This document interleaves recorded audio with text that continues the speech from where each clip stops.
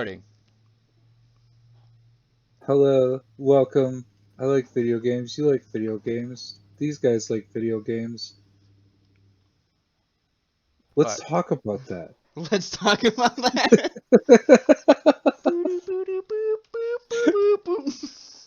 I'm a professional, just like in my video games. Got the good mythical morning fucking intro. There you go. That'll Oh work. yeah, I like YouTube too. Been watching it for like 7 years. When did I'm YouTube come mighty. out? 2005? Yeah, that's about when I started. Yeah. Oh, that's when Potter Puppet Pals was out, man. We were talking about that the other day. But yeah, Fucking Adrian used to watch some old like Dragon Ball Z videos that were fucking stupid. oh, you talking about DBZ Abridged? No, Oh God. Have you watched DBZ Abridged? I could quote the entire thing. Like word for word, the whole show. Really? Yeah. Holy A crap. new feeling. Pride. It's Pride somebody in else. someone else. Too bad it's overshadowed by this unyielding rage. That's how I feel about what is it? Hellsing Abridged. I watched like 2 episodes of that. That is so good. I'll It admit. is.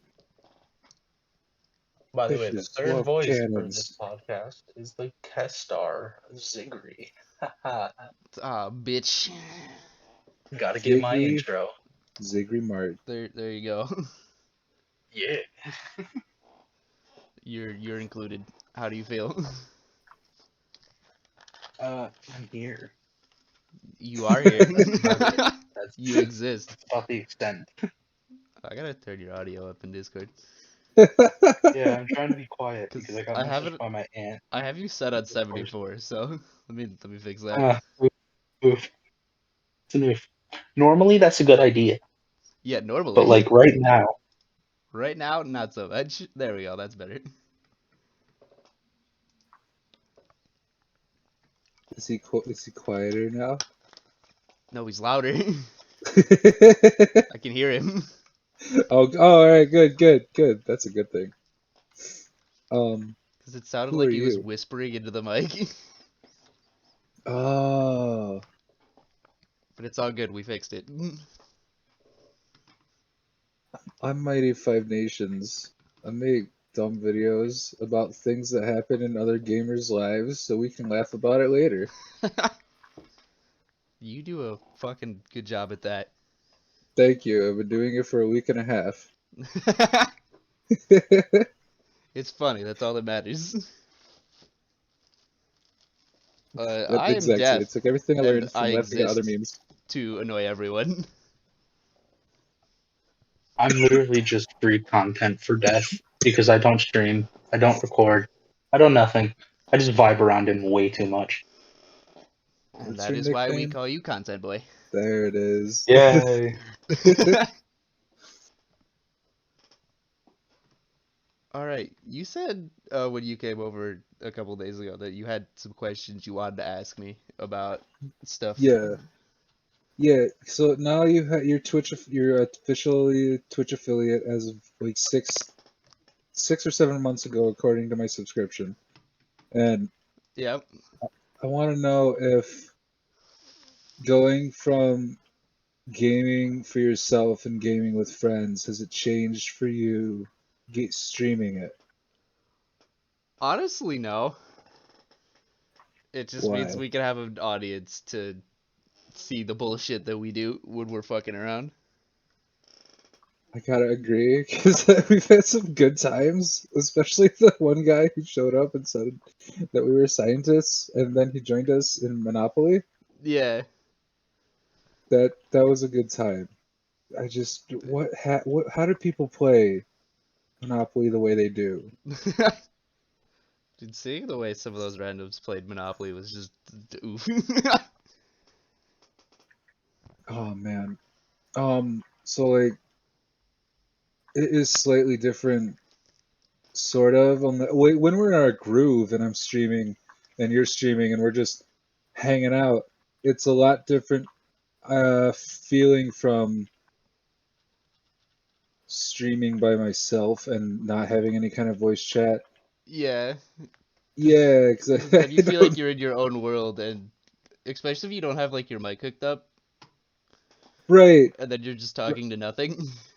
At that point, I'm just recording for content where I can cut it up later. Right. Because I don't know, But the one thing that it's a little weird for me is adjusting to having to respond to people. okay, like Like having a third voice in the conversation is it's a little different. without hearing it and you read it off and it's Yeah, and there's that little delay or like big delay depending on how my internet feels like being today. it was pretty good today, but sometimes it's I put in the chat hello and then I'll sit there and I'll wait And then and I I'll don't see wait. it for like 10 minutes. Yeah. I remember one of the comments you made was oh god, we made that joke like 5 minutes ago, Mighty, and then like because of the delay. Oh yeah, And the you'd have delay to was think really about bad. yeah, you'd have to think about what you said 5 minutes ago, even though you're on a roll. Right. Once I get better internet, that should change. Yeah. Yeah. And then my shit will stop looking all pixely when I play certain games. Yeah, that was a problem earlier. Yeah, with Call of Duty and Apex, they're just big games, so they require more bitrate, and it just lowers the quality to accommodate. Even though I don't have a limit set on my bitrate, so it's all the internet. If you had better internet, it would definitely look better. Yeah. Okay. Okay, it's not like a PC. Could it be a PC issue for some people? Uh, I had a problem with Apex maxing out my CPU when I was just streaming on my laptop, and it would get really choppy and the quality would drop. I do remember that. That was before affiliate. That's when I was hanging out in my dad's basement working for him surveying, and when I'd get home at night, I'd throw your stream on and lay there in bed and just watch the whole damn thing. Yeah. Yeah, maxing out your CPU can have a problem, like can mess up the stream, and having bad internet doesn't help either. You Can want the to talk about CPU issues? I ran into that problem recently. Resting CPU for my laptop takes at least half of the CPU usage, 50%, Dude, and I Ivan had don't really understand bad why. fucking CPU problems. He had Phantom CPU for a while. What does that mean?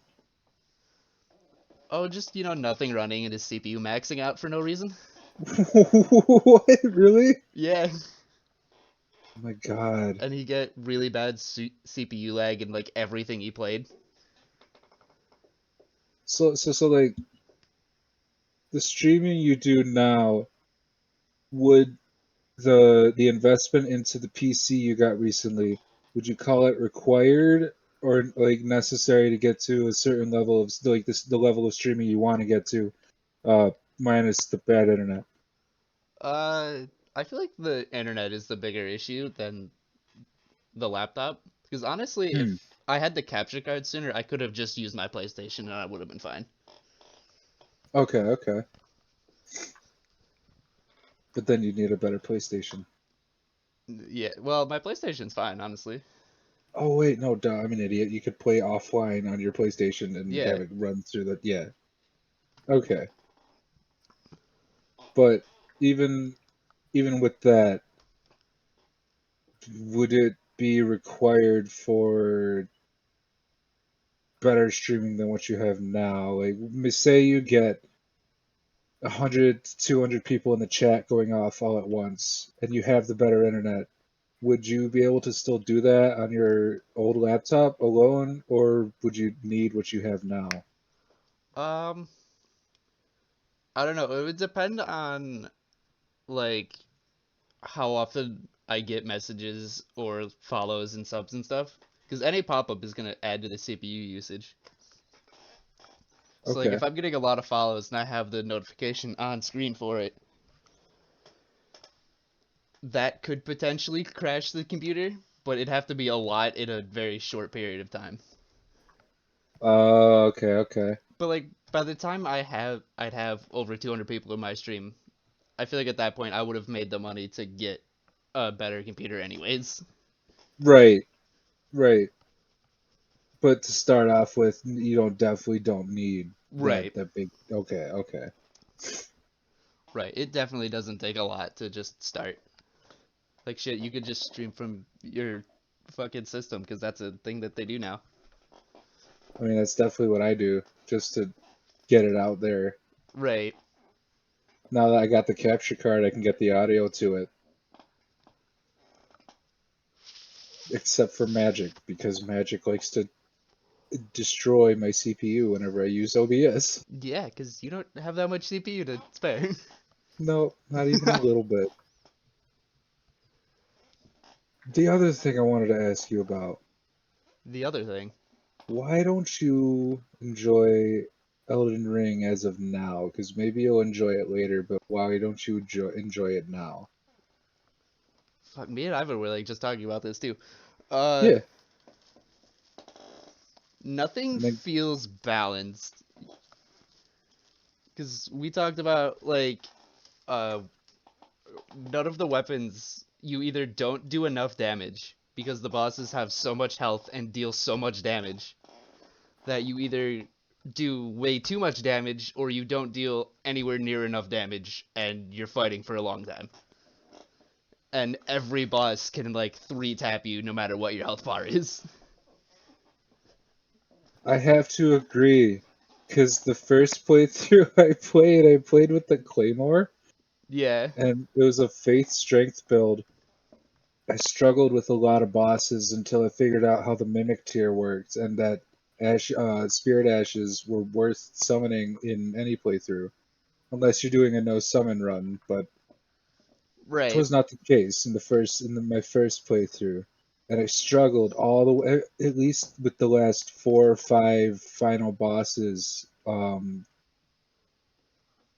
I needed to summon someone in to help me do enough damage, and it was either someone that was running a blood oriented build, which is like arcane and dexterity, or And it they're can be just overpowered strength. already, Yep. Or a intelligence build. which are incredibly overpowered. It is. And like one of the things that breaks the intelligence build is that Kamehameha attack, Comet of Oh, Azure, where the it's fucking laser beam, yeah. yeah. That Because normally I've seen 3-shot bosses, like, it's not okay.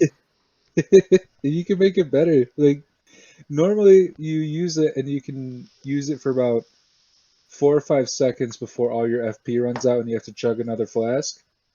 But there's this tier that you can add to your mixed physic, your wondrous flask there, Yeah. and it eliminates all FP consumption for 10 to 15 seconds, I believe. God, yeah, that'd be so overpowered. That's how I There's made those also another videos. one that you can add to that to make it even worse. Is there's a tier that increases all arcane output.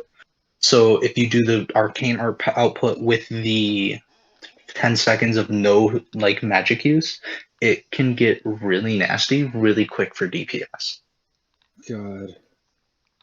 That's why you see all those videos of people at end game with 70 intelligence. They just laser beam bosses, and it's. And don't get me wrong, that's a viable strat. You can do that if you want to, but in my That opinion, I doesn't was always like a seem bleed fun. build. I liked bleed builds. In Elden Ring, bleed builds just don't feel viable. I started when I played Elden Ring as I think it's like rogue or bandit. One of them gets like a knife that does bleed, just like how in Dark Souls, those series, there's always that one class.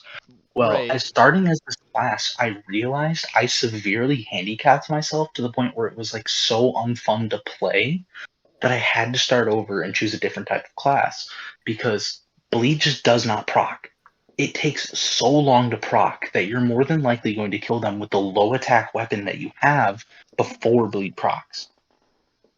And especially when it first came out, they didn't fix bleed per se because they screwed up and they were supposed to make it so that bleed scaled with, I forget what it is off the top of my head. I think faith for some reason.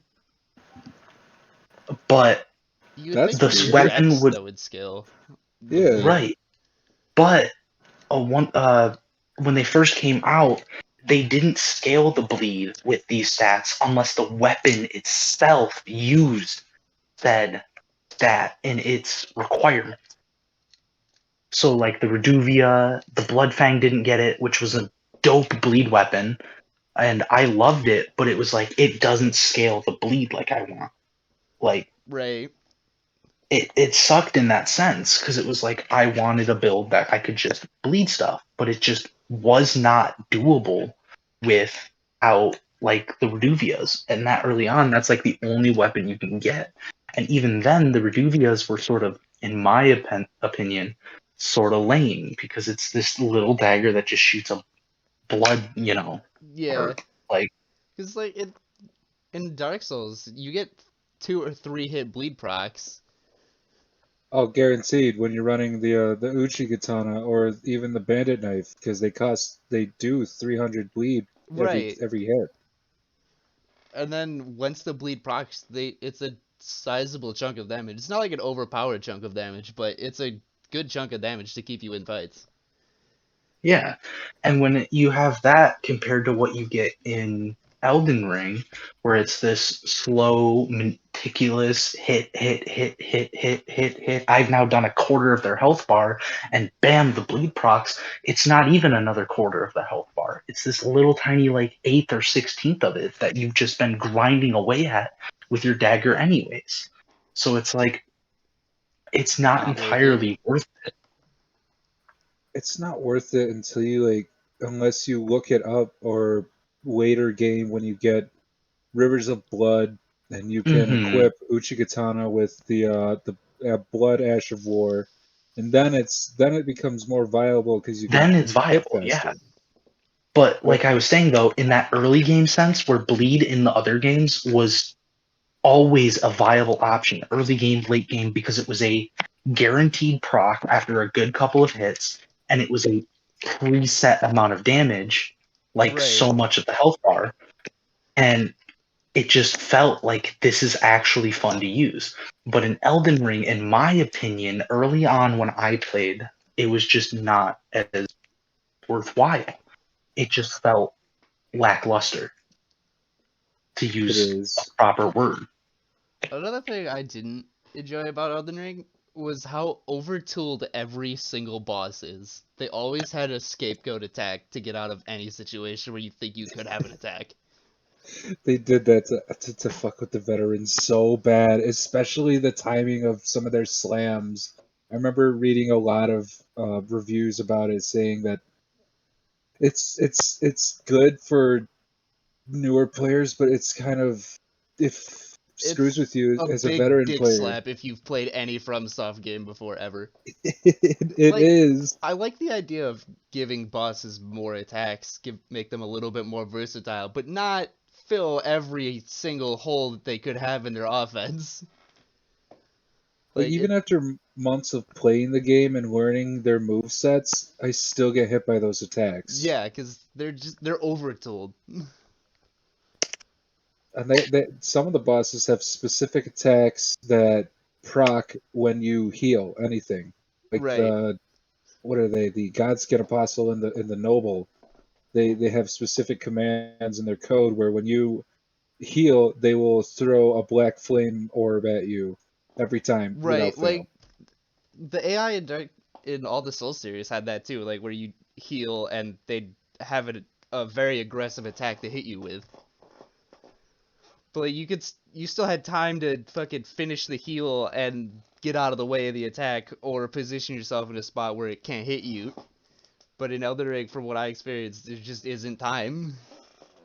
They fixed it a little bit with the Godskin Noble and Apostle, where as long as you're paying attention right after you heal, like as soon as the animation finishes, you can dodge out of the way.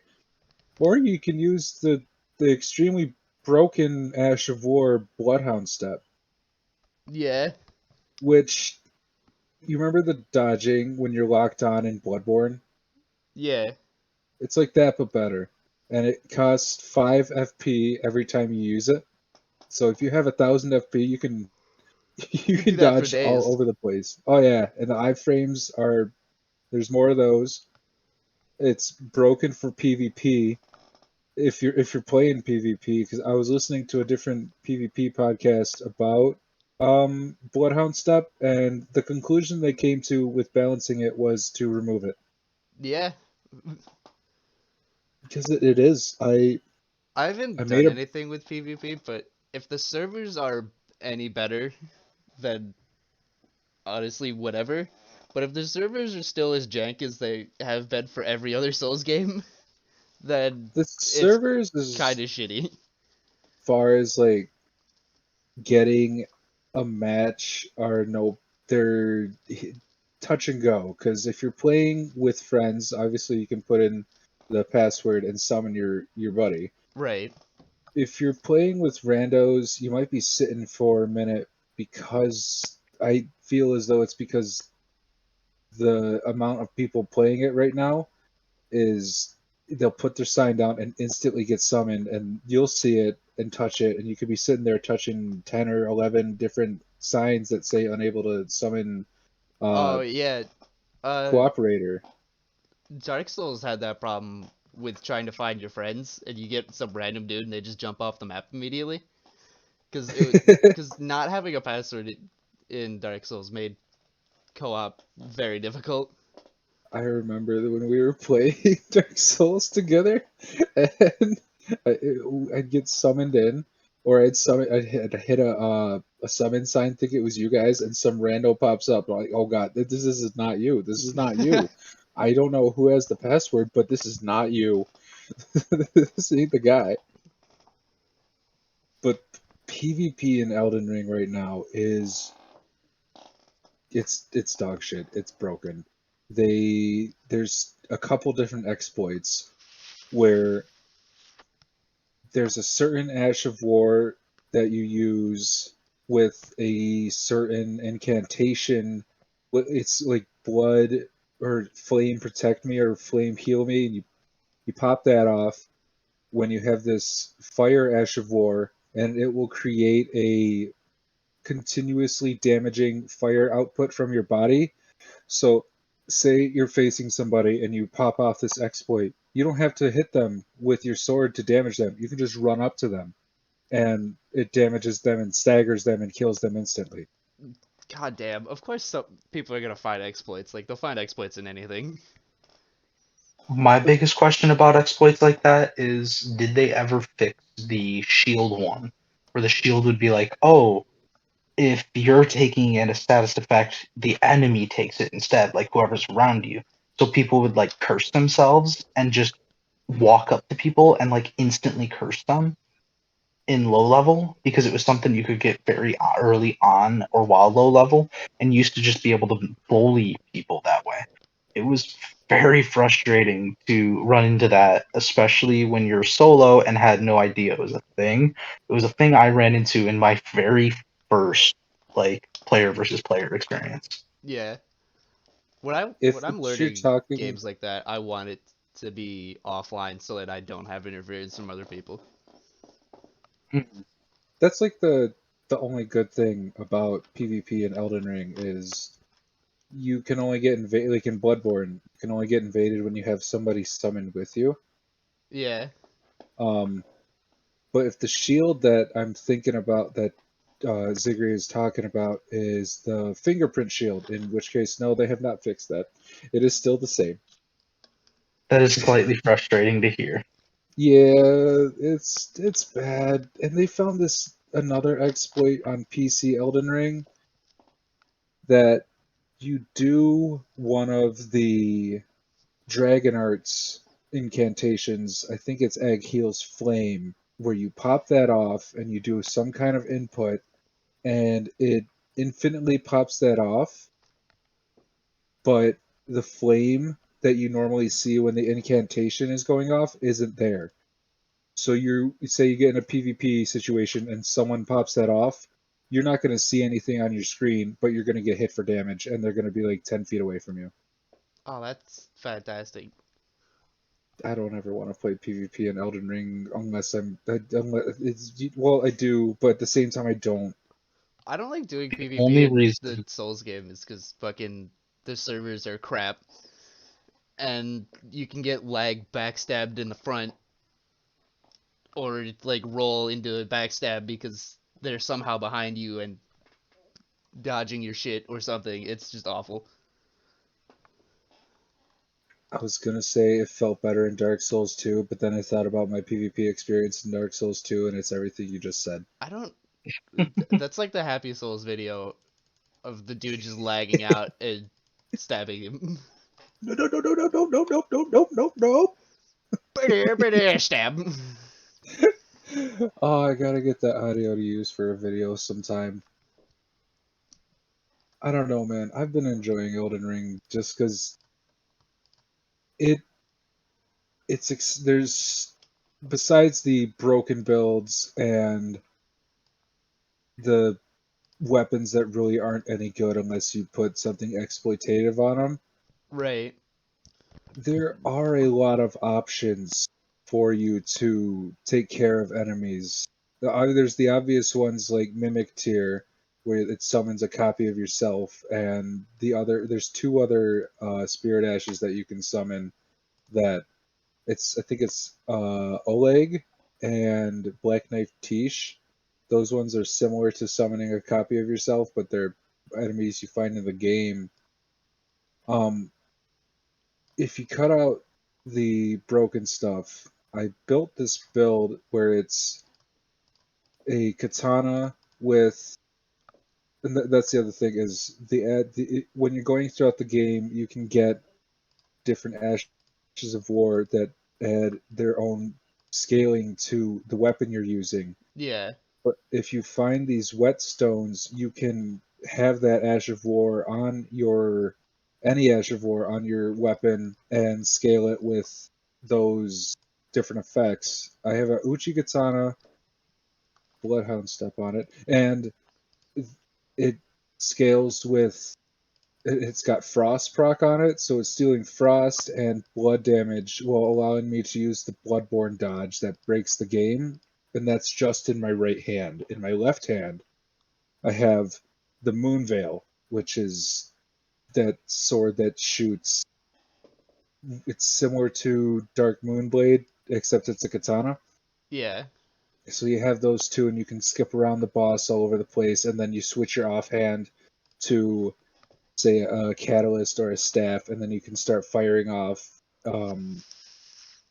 spells, and it offers a little bit of variety as far as that's concerned. I like how you can put something in the offhand, and you can switch between the offhand and the right hand.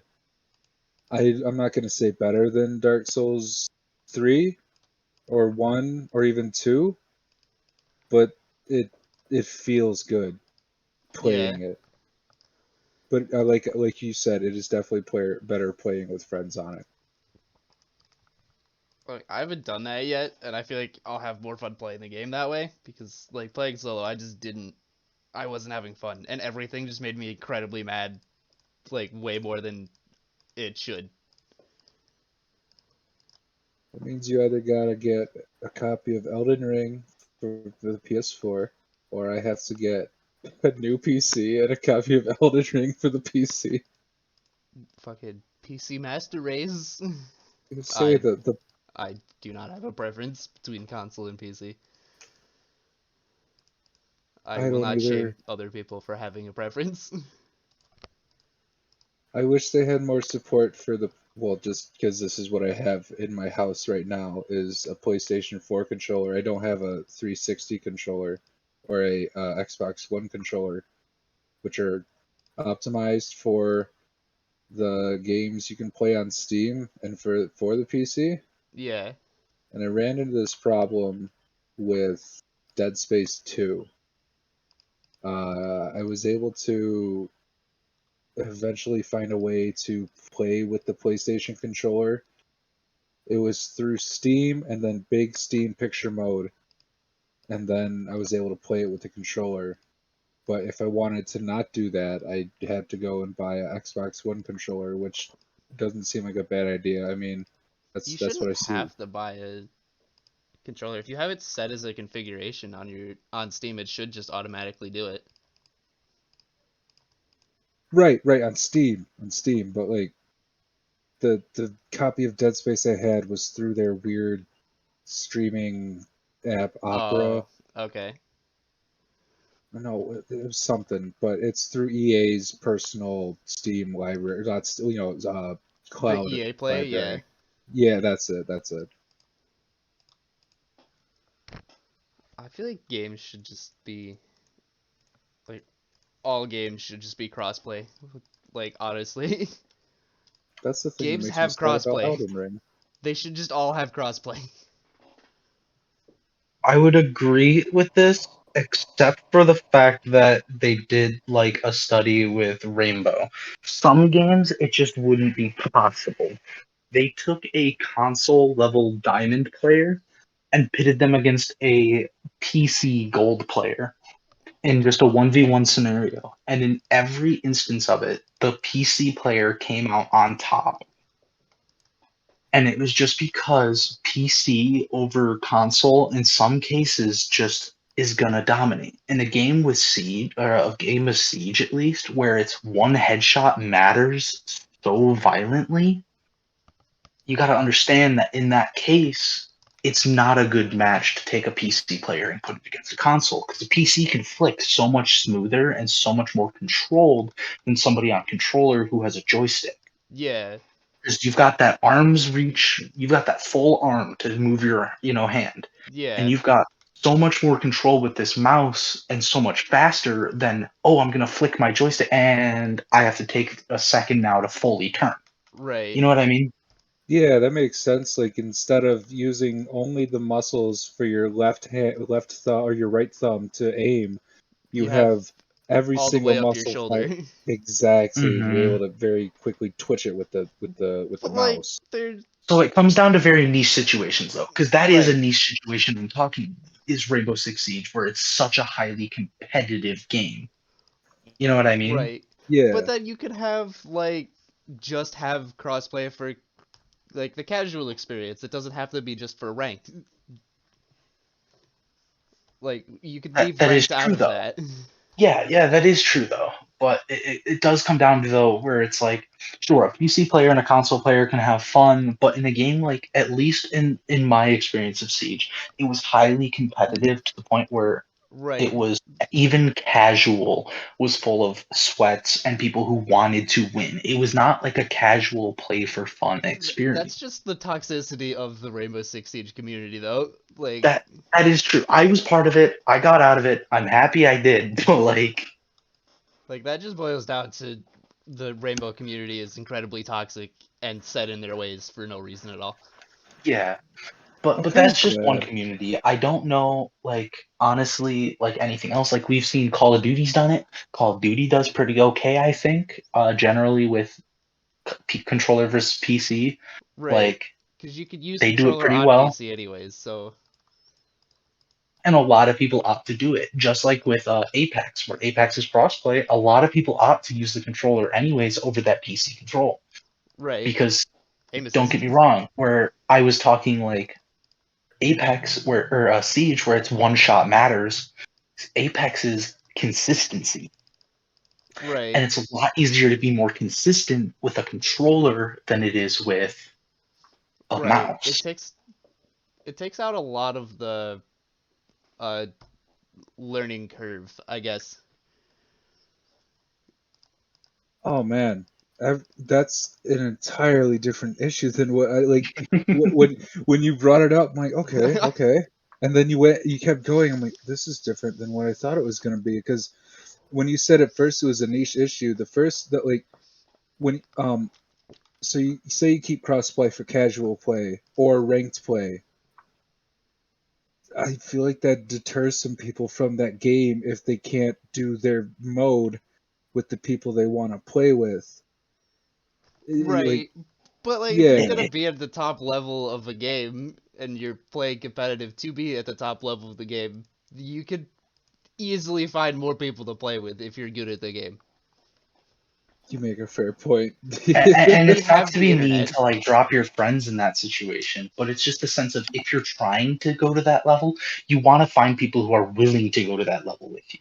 Right. Say a console player is playing with a PC guy, and the PC guy wants to hit high rank. Like an example, like we'll just use Apex ranks because I understand those ones. I can't remember Siege in this case. But say they want to hit like at least Masters. Like they don't want to hit Apex because that's too much, but they want to hit at least Masters. Playing with a controller player in the Siege scenario, like I said, a diamond, which is like a tier There's a above gold, massive I skill think, gap. there was that massive gap in skill. So it was the sense of if you're going to be a controller player and now say you're getting thrown into PC lobbies, you're going to get steamrolled in a game like Siege. But if you're a PC player and you're getting thrown into controller lobbies, you'll feel like a god, but it's because you're manipulating the roles. You know what I mean? Right. Like you're playing Yeah, against people who don't have the same chance. It comes down to, at least with ranked in like that game, there is no way it is ever going to be a possibility that the two games or that it's Ever. going to crossplay between console and PC. It's never going to happen. It just can't. In the sense of sure, casual there might be an option, but it would have to be something you'd have to turn on. And as a controller player, you'd have to understand that if you get thrown against a PC player, you may just get steamrolled for a game.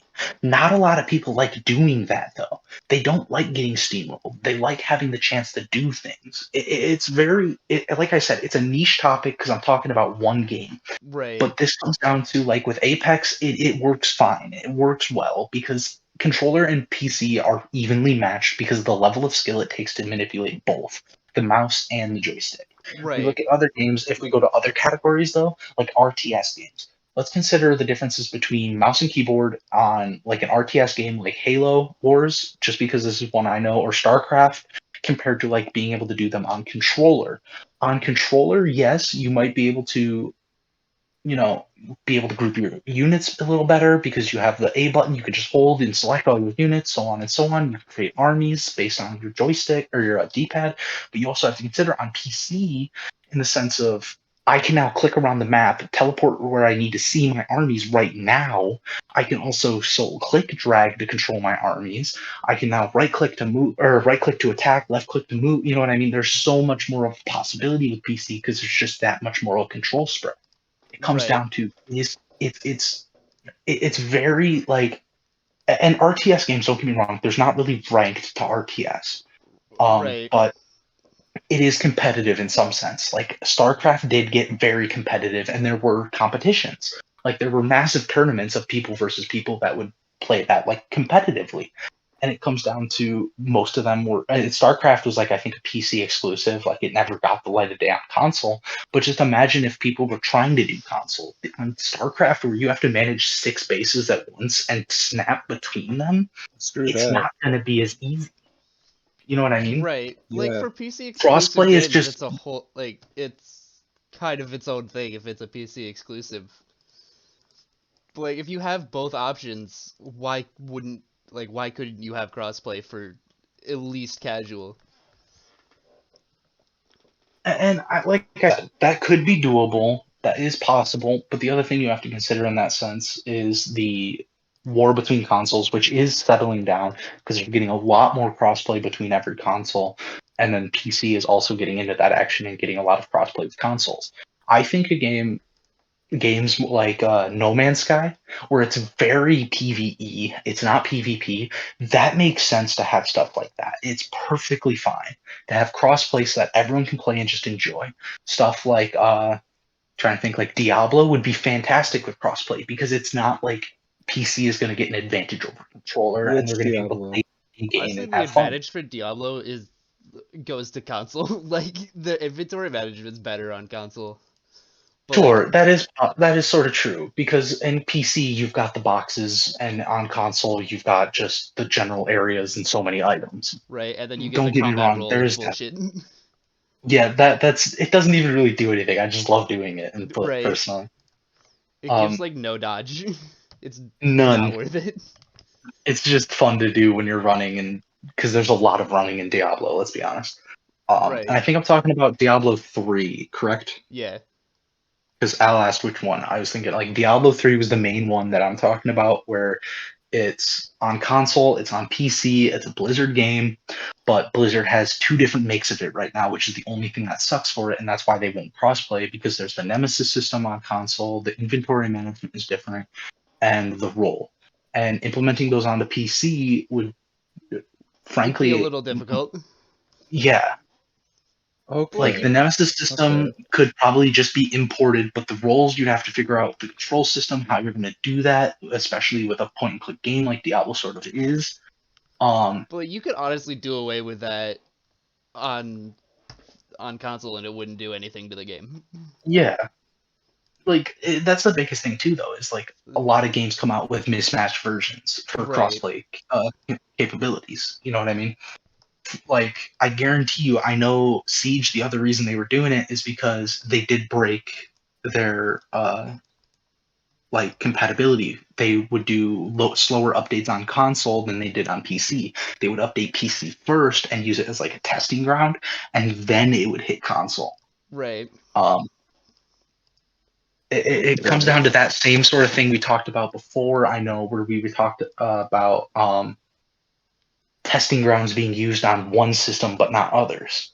I forget what game it was we were talking about, but I think it was not able to remember off the top of my head. I don't Oh remember. God, I don't remember either. Yeah, we talked very shortly on it, but it was a game where it was like the PC is getting an update, but console isn't gonna for a while. And while PC is doing its, or it was, or no, it was Apex with mobile. We were talking about mobile Apex, where mobile Apex is like a completely different game right now because they've got Right. Oh 12 God. legends. They've only got the 12 legends. They got one map. They've got abilities mismatched. Like Lifeline has her red shield back, but on PC she doesn't. They added the whole new character Fade to test him out, basically, and see. I don't know if he's ever gonna hit PC. I really doubt he's gonna, just because of mobile exclusivity to like make people feel good. Right. Um, But like mobile gaming is fucking it's dumb. Let's be objective. Fucking it's yeah, stupid. yeah, Dude, when Because you said phones Apex are on turning into mobile, my computers and brain. they don't need to. Because Right. the money you Right. spend on a phone, you could spend on a fucking computer. Unless your job curtails it where you need that on the go, I don't see the reason to have half of the stuff we need on a phone. I don't use half the stuff, and it uses up all my memory to where I need to mount a SIM card to store pictures. right. Like, don't get me wrong. I've been doing mobile gaming for a while. I've been testing the waters, and it's only Like you don't because I don't have have, my PC. I don't yeah. have my PlayStation, which I prefer those leagues over mobile gaming. Mainly because I miss my mouse. Like, don't get me wrong, I miss my mouse, even though there's so much more freedom in a touchscreen. there Um, there isn't but more in freedom. It's more stuffed. It would but in the sense of like at least playing a shooter on mobile, like that's another thing. Cross-platform, I don't think it's ever gonna hit mobile to PC or mobile to console. it Um, should never hit crossplay for No, mobile. Mobile can be yeah, left out of every conversation. just yeah, let mobile be its own because thing. Don't bring it into the residential nonsense. Oh man, because I'll just leave it at this. Like I can tell you right now, mobile movement is never gonna catch up to anything for console or PC. Just it Because it can't. can't. it It just just won't. Unless you make that phone that is that computer that you spend $1,500 on, it can't compete with the speed of console or yeah. PC.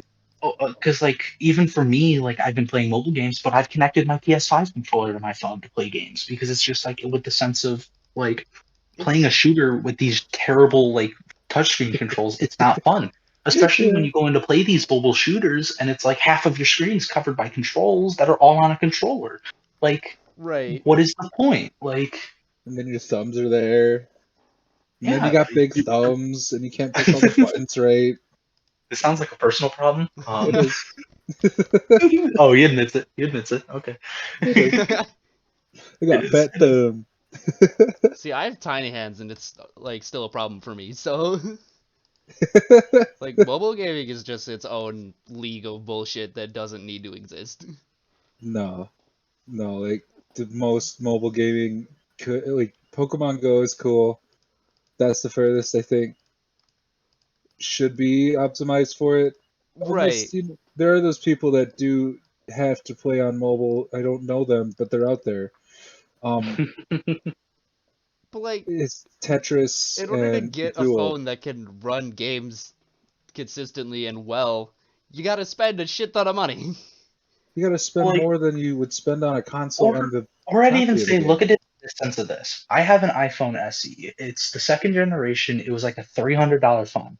Sure, I could have bought a console for that price, but this phone is also able to now be my emergency line of communication. I can do so much more than I can with my phone than I can with my console in the sense of other things than just gaming. Don't get me wrong, phone's still less superior in the gaming sense, but the phone does have that on it But where like, you can do so much more than you can with the console.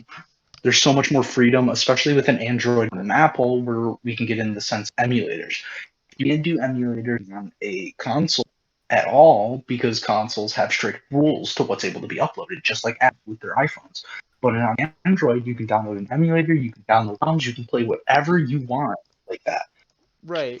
But like, that's bringing handheld to more handheld. Like, because any game you're emulating Yeah, is it on a is. handheld device anyways. Right. It's like I don't want to More spend than money on a 90% of the DS. time. Like, you're getting a Game Boy game. Like, Game Boy Advance game you haven't played in a long time, and you want to play it on the go when you have time to kill. Hmm. Well, back to the crossplay situation. Yep. Before I drag us too far off topic, because I will, because I'm a ranter. oh, we've already done that. Honestly, yeah, honestly, most games could do really, really, really well with crossplay. A It's just big this one few is niche situations. fucking sports games. Right. Sports games not being crossplay, it doesn't make It's sense to me. Like, stupid. That sounds so dumb. What could you possibly have to optimize for crossplay to be viable for a sports game? Less money. That's it. You so don't that get the people aren't cash buying grab. it on their PlayStation and their PC and their Xbox and their phone Oh, and their, You don't oh, get the cash grab. That's it. That's the only got reason, it. is because EA is a greedy company Because right, I forgot about the whole pay to win situation with. with Ultimate Team Oh my that god! Mhm. resets every year. Wait, it resets every Yeah, year? you buy a new game, you get a brand new team. All the money you spent on your last team is gone. That's so dumb. Like with the Pokemon Go, at least the money I spent and put into it, I still have it now from when I spent the money in 2018. Right, like if you stay on the same if you stay on the same sports game for years, you could have the same team, like the same team that you spent But a shit ton of fewer money and on, fewer but you're players are never going to gonna play with play. anybody because everyone's Yeah, moved on to the next game. because EA drops a new sports game every year because there's a new team, there's a new season, and they And they gotta basically imitate that every year. and they gotta have new mechanics that everyone hates because everyone wants all this shit added to the game that ruins the game, honestly. But and then there's that Ultimate Team that's a cash grab because people will pour thousands of dollars into it to grow the exact same team as the guy next to them, and then just scrap it and start again next year. Like, Right? Like, Buddy be taking out a mortgage just to play competitively, a chance to play competitively, not even the guarantee to win and make that money back. A right, chance. there's no guarantee you even get the cards that you're spending money on. So you could spend more money than the guy next to you to get the same team as the guy next to you. The 10K you spent in FIFA wasn't the same 10K that everyone else spent. Exactly. It's fucking stupid. Oh, pay to win. I can't believe that started with FIFA. For some reason, I thought it was either loot boxes in Advanced Warfare or Clash of Clans. Well, I don't I always thought it was Overwatch for some reason. I I don't don't know what it was I don't know really, where but it really started, but FIFA is where Ultimate Team started. Mhm. And Ultimate Team is Okay. the biggest example of pay to win. True. And With the they have an Ultimate Team in every single sports game. So that's like 6 games that you have cash grabs are where people are going to spend thousands of dollars to get the best team possible. And then if you want to play with your buddy on PlayStation, you have to buy a PlayStation and spend all that money again. It's just a cash grab, and It's stupid corporate greed. And Like if they just had crossplay. like the unfortunate thing about that is too is it's never gonna go away. They Ever. as much as people want it, oh, I want the good old days back. It's not gonna happen unless like games like Elden Ring or The Witcher. Those are going to be your good old day games where it gives you that same feeling. But if you want Right, to where play there's these, no battle pass, there's no pay to win. Everyone's on equal footing until you start installing mods on PC. But but that's a whole other thing. But like, it's not going to go away because the EA and because um, companies Blizzard only now want because your of money. They don't care about your experience. They just want and your that's money. and like the example I heard earlier when I was watching an Asmongold video. If we really want this to change, let it get worse. Let it get even worse, more worse than it is now, and then maybe people will see where it's coming from, and it won't go away, but they'll put a cap on it or set some regulations. Or if everyone just stops pouring money into a game for no reason at all. But they won't. They won't. You got Exactly. there's those people out there that do have 10 grand To to just throw waste away on a on it. game, and then those are the people that they want playing their game. Those are the same people that complain that sports games are boring because they don't have all these extra game modes and shit. The people that pour thousands of dollars into Ultimate Team are the people that bitch that franchise is boring. It's like, because There's you're no pouring time money into mode the like cash to grab. buy. It's not gonna get better if you keep pouring money into the cash grab. Wake up, sheeple! 'Cause Oh my I'll put god. another cash grab out there real quick that also is really bad with this, honestly. Apex. Even though it's purely cosmetic, they put these really nice, like, only buyable skins in the store. And it's like people love those skins so much that they will be willing to spend the $25 into Apex coins to buy it. Or when those like events come around where it's like, oh, you're guaranteed an heirloom, but you have to spend $300, people do it. People are like, I gotta have an Something heirloom. Because they're so desperate for that piece of cosmetic that brings them joy for a couple play sessions until they sort of forget about it and they move on to the next legend, because you're not going to play one legend for All months and months and eternity. months and be happy.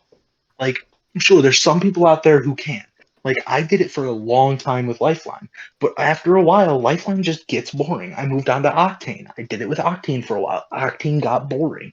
And I started playing random legends all the time. And it was just like, never stuck with one. So even if I got an Apex heirloom, what is the point in me having that if I'm just going to switch nonstop? And it comes down to a lot of people I don't think realize that is one big thing. And two, they're just like, I gotta have them all. It's that like Pokemon mentality. It's like, I need it, I It's want it, you it's know. the collector and everybody where people overvalue everything, but that's a topic for another day. but that's like the only version of excess monetization in games that I'm ever so slightly okay with is if you can buy the cosmetic outright, okay, you want something to make you look cool, that's fine. But if you gotta put money into loot boxes at a chance of getting that cosmetic, that's a problem. Right, that becomes its own problem. And then people will do that, and it's not gonna Because go if you spend away. enough money, you get a guaranteed heirloom at some point in Apex.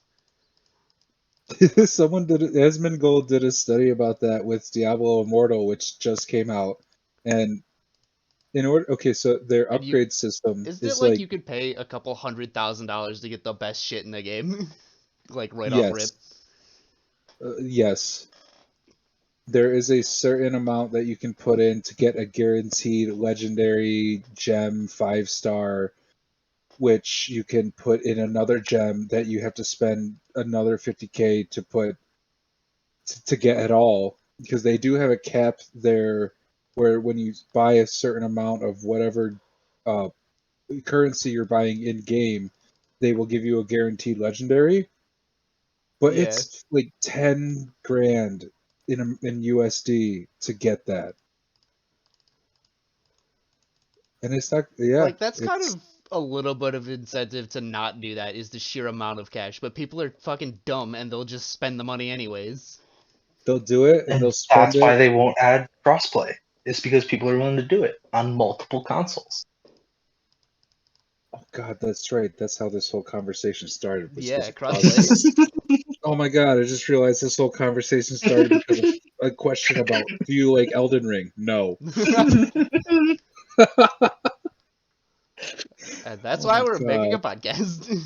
Hell yeah. Because it's gonna go down a rabbit hole. And this is why I tried to loop it back, but now Al's having a crisis. Like, I mean, we can loop it back. I don't know how we're gonna loop it back, but we can. No, no, I'm just having I just realizations.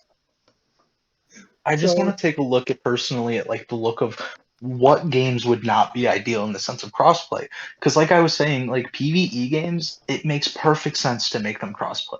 Where yes. it's not player versus player, where it's player versus AI, things like 7 Days to Die, things like I said, No Man's Sky, Minecraft, which is a very just basic like PvE. You don't have to do PvP. Right. You know what I mean? Like all these game senses where there is options to add that PvE experience that could be crossplay because it makes it more enjoyable. But then in the PvP aspect is where I was talking about where it could be more of a struggle in the sense of like shooters. Right. Like, what kind of games do you think are not going to be cross-playable even if we wanted to make them all cross-play? Like, Like, I feel like the list of games that wouldn't crossplay well is a lot smaller than the games that would crossplay just fine. that is possible, yes. Especially if we look at just the general categories of games. Like, in the sense of like adventure, strategy, puzzle. You know what I mean? If we Right. look at the general like categories, I think they mesh really well in PV or like PVE sense or even just crossplay sense. But it does come down to like I was saying though, where like I think shooters, which are one of the biggest games right now, it's a little more difficult to implement. Right. Like I said, there's a couple that are doing it well. Call of Duty, Apex. You know what I Fortnite mean? does it pretty well. I honestly forgot Fortnite was crossplay. Yeah, It is. Fortnite That is is the full thing I crossplay. forgot. Um, So like there's a lot of that option out there, but it just doesn't come down to I think another thing is It corporate comes down greed to the like we were talking competitive about scene, if with anything. yeah, and the competitive scenes. Um because like another thing is the corporate greed aspect of it. You've got consoles that are like now doing or that are well like Sony's slowly stopping it at least with the console exclusives. Right. Like a lot of the games are finally hitting PC. God of War, I forget a couple others. There were like three that dropped that were really big. God of War was one of them. Right. And in these senses where the game's only accessible on one system, if it wasn't, it would be perfectly like It would be perfectly cross-playable. fine to do crossplay, except it's a version Yeah, exclusive. And that comes down to like the contract that comes with making a game. that too. I didn't even think about that. That is true. Cause like with Bloodborne, FromSoft has the contract with Sony. Mm. Right. And that's why we will sadly never see a PC Bloodborne besides the demake. Right? And like that's fine. That's like you can have console exclusives. Like there's nothing wrong with that. What about something like Rocket League? Can you do some of the tricks in Rocket League on PC where you can't do it on console, or it gets harder to do it? You can do everything on Rocket League is full crossplay. Right. No, Yeah, I was that gonna And that, say use that I like it's get, full but controller. is it crossplay and good? you can do the tricks, but Yeah. majority of the time, I feel like it's another one of those things where PC players are gonna run Rocket League with a controller anyways. Right. It If you're comes good down at to Rocket League with a console fucking just keyboard and mouse, fucking props. Like you put in the effort for no reason. You could have just picked up a fucking controller. Oh, I yeah. see. Because I never played Rocket League keyboard and mouse. I've only ever played on controller. The keyboard Yeah, mouse controls are incredibly scuffed. incredibly. Because it was another one of those scenarios where the game was designed for console, and the PC port was just not as smooth as it should have been.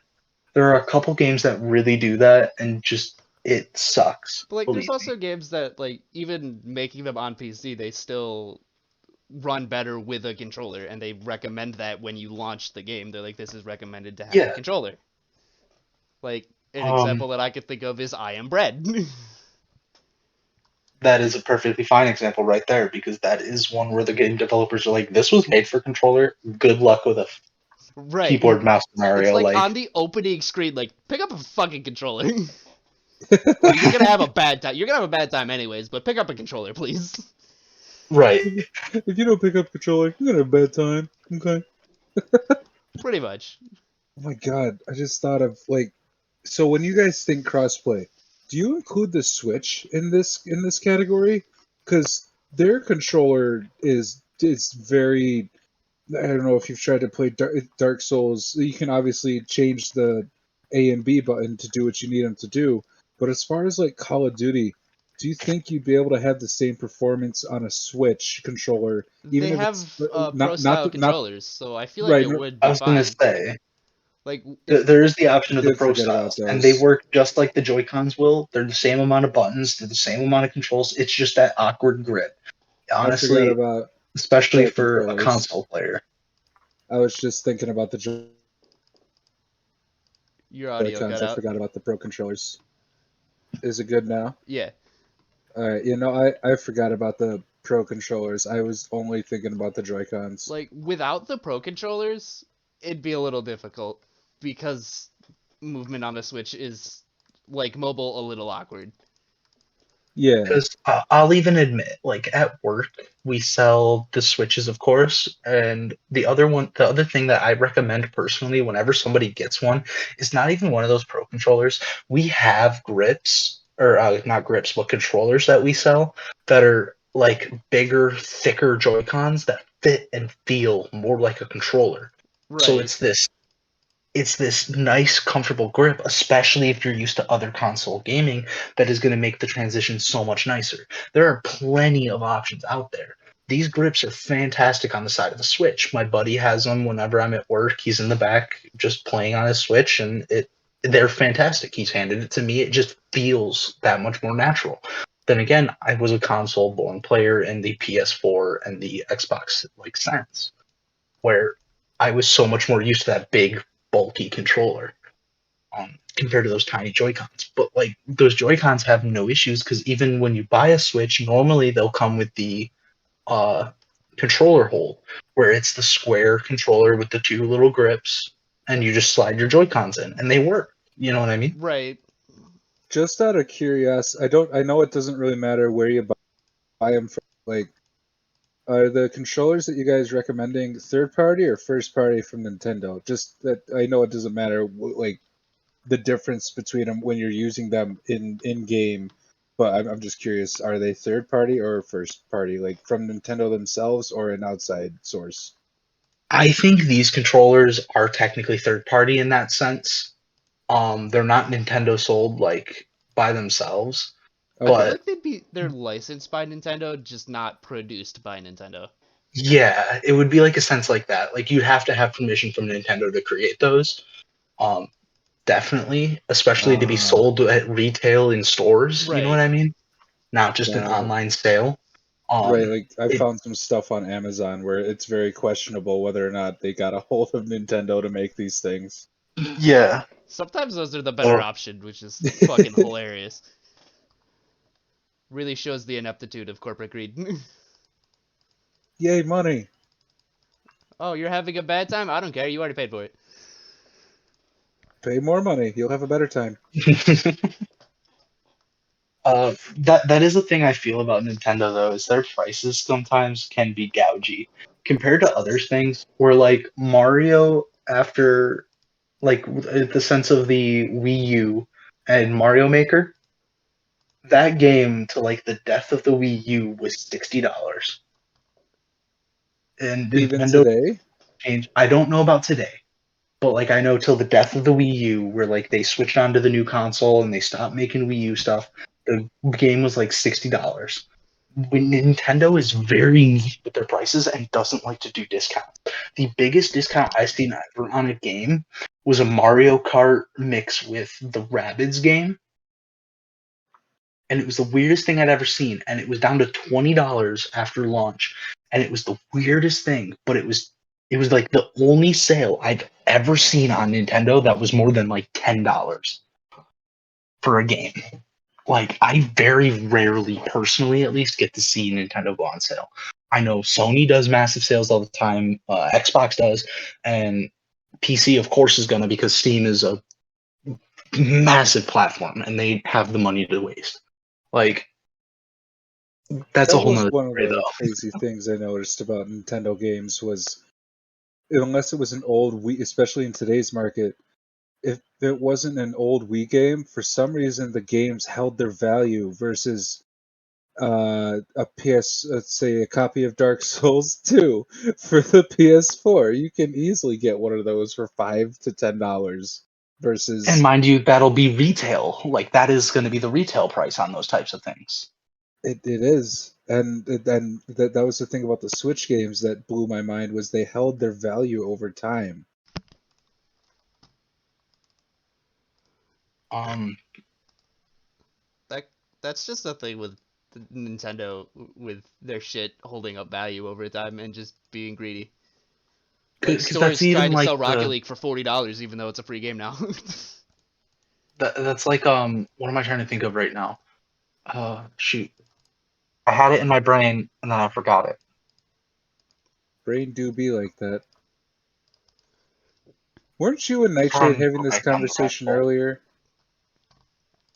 We were talking. What was it? You guys were talking something about Nintendo, and I put in the chat about how that's kind of Nintendo's thing. All They with do their emulators. yeah. Oh They yeah, emulators. That was the topic I was going to go down too.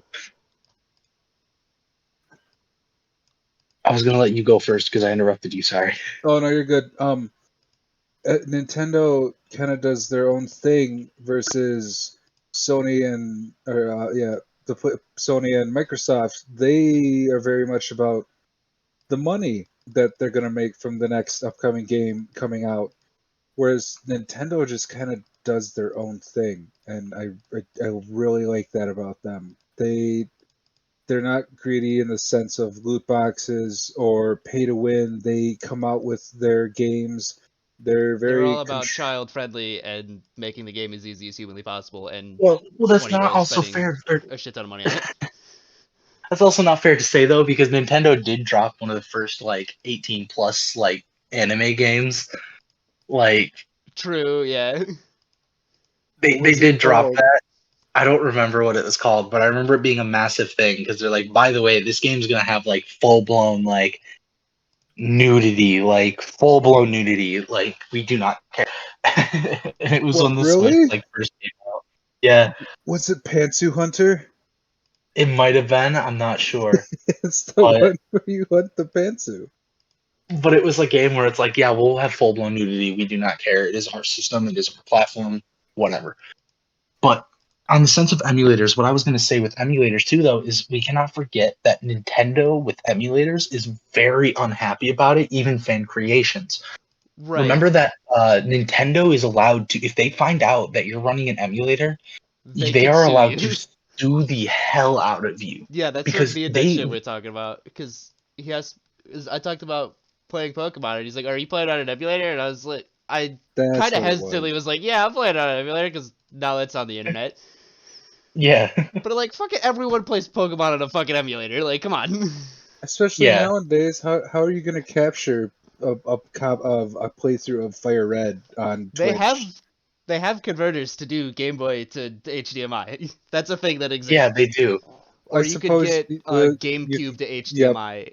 Like, that's what I was thinking of. because that's the big one that I've seen is people playing on a Game Boy with like hooked up to a GameCube that goes through the capture card. Because for I, speedrunning, the Game Boy button mash is so easy, and it's just better to do on the Game Boy itself. So they run it through the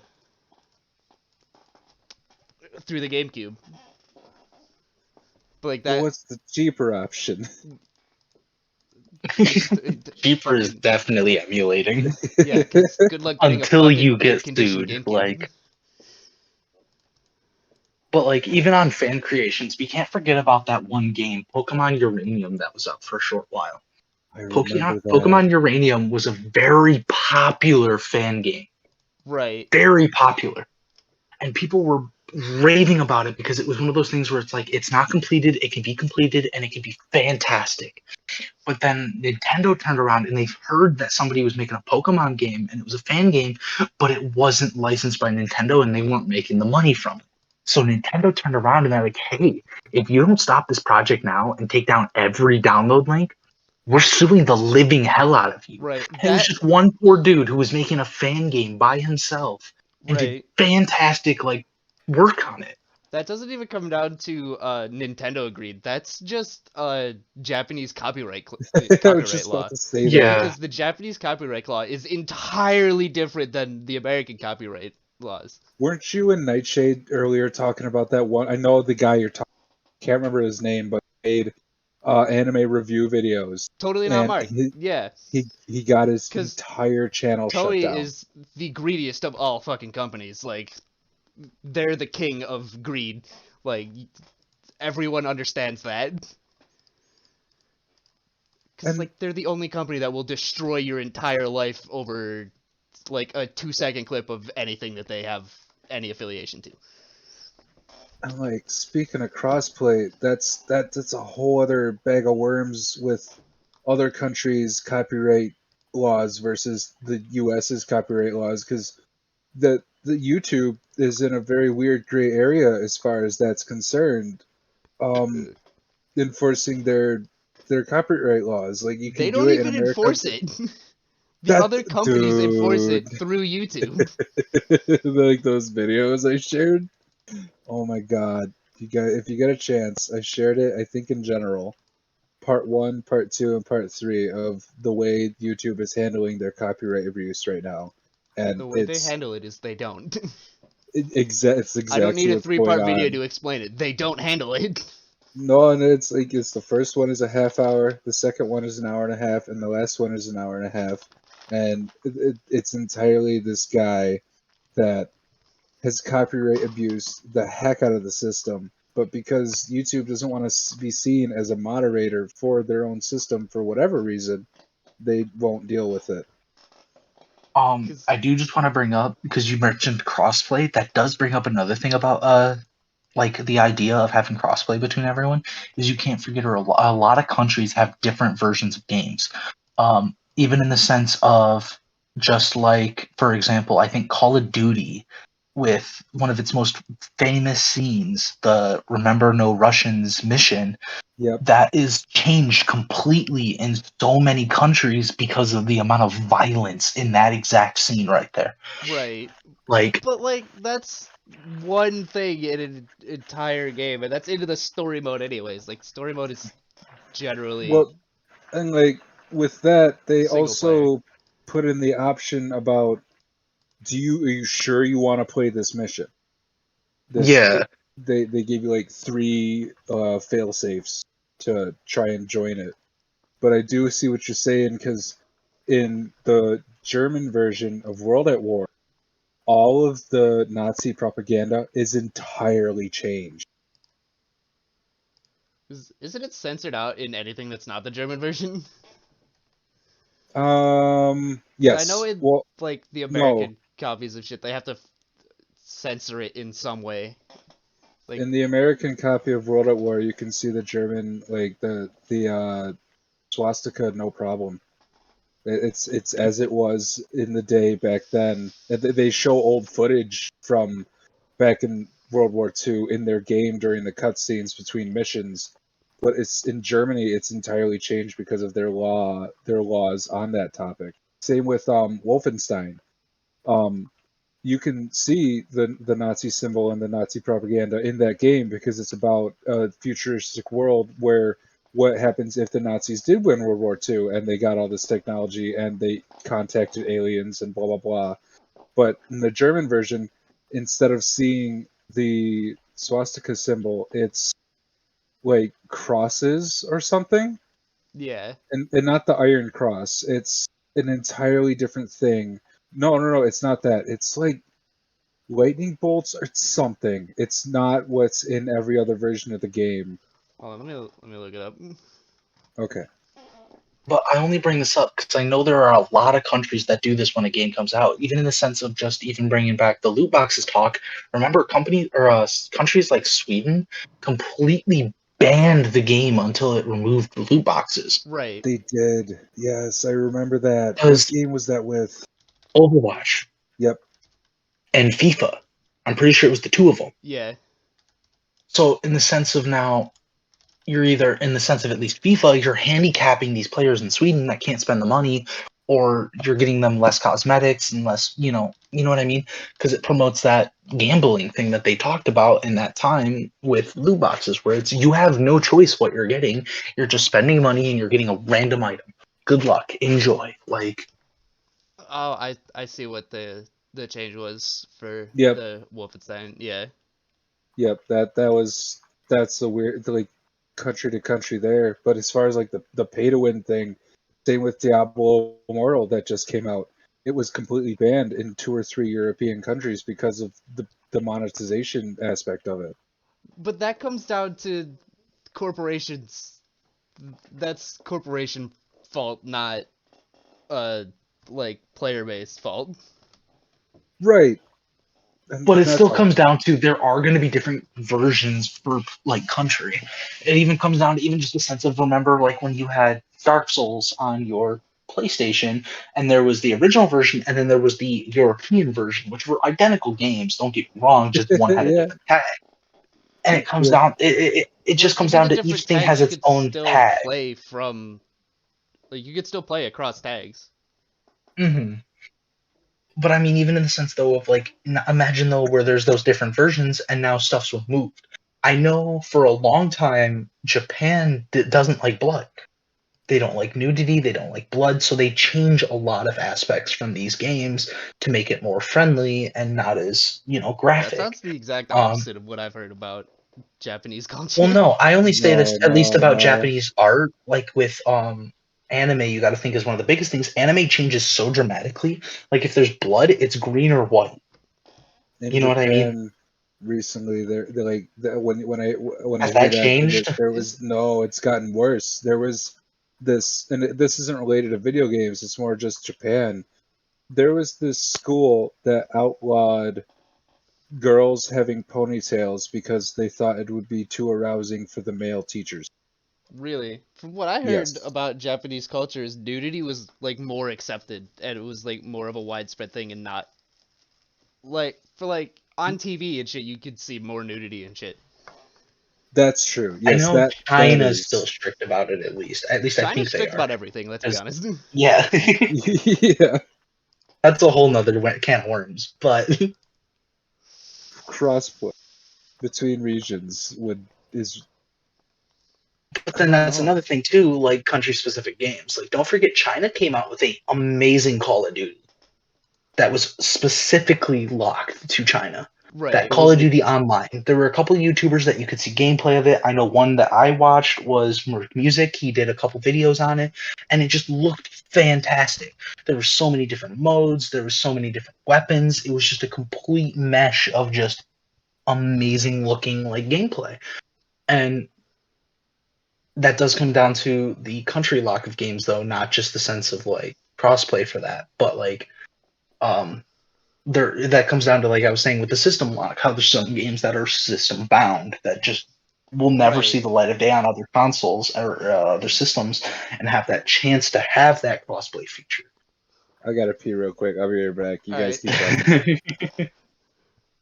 But like, you could do Because server region locks though to get around that. you could, because that's like with most games, how you try to find people in your own server, anyways. Like in the Right. North American server or in the there's like the central, or I forget what they are. Like Eastern, there's the Central, Western. Pan Eastern Asia servers and like everything like that. But that is a thing. Don't get me wrong. Right. Like for like the different versions like we were talking about, I feel like you could just do the server locks for that.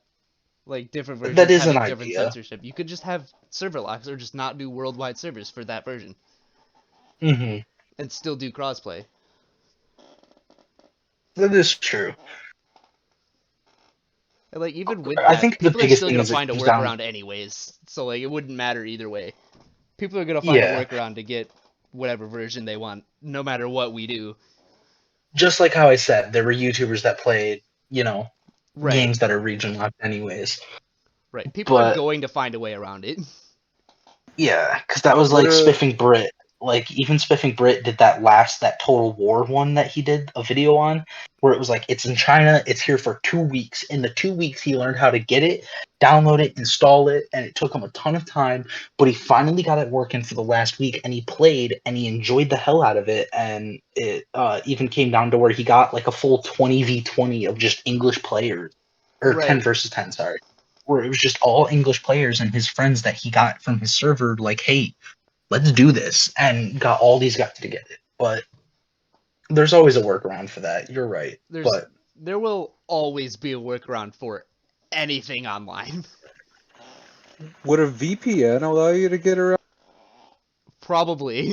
yes and no, because he didn't even need a VPN for what he did. He mainly just had to struggle with trying to find the launcher because they like removed the launcher and then got the game files through the launcher and more or less got it to work through that. But it was just one of those things where creating an account was a problem, but then he figured out the forum page had an account creation still and he could cheese it through that and Right. so on and so That comes down to just finding the resources to actually do it. on. Mhm. But it's still feasibly done.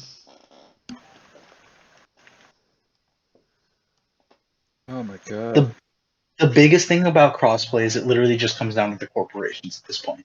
If corporations are going to side together and just allow it, or if they're not, because it does come down to that sense of corporate like either I want greed my or money just and you don't give me wanting your to keep money. their fan base. Because it's like the PlayStation exclusives. They've got those so that they keep people on PlayStation, so that they don't switch to Xbox and just play Xbox. Because oh boy, we can play crossplay anyways. You know what I mean? Right. Because, fuck it, if they all, like, created one big mega company, that'd be a monopoly and they couldn't sell shit in America. So, Yeah. like, Even but, though that's partially already happening. Like right. there's 4 companies that own like everything. But Disney.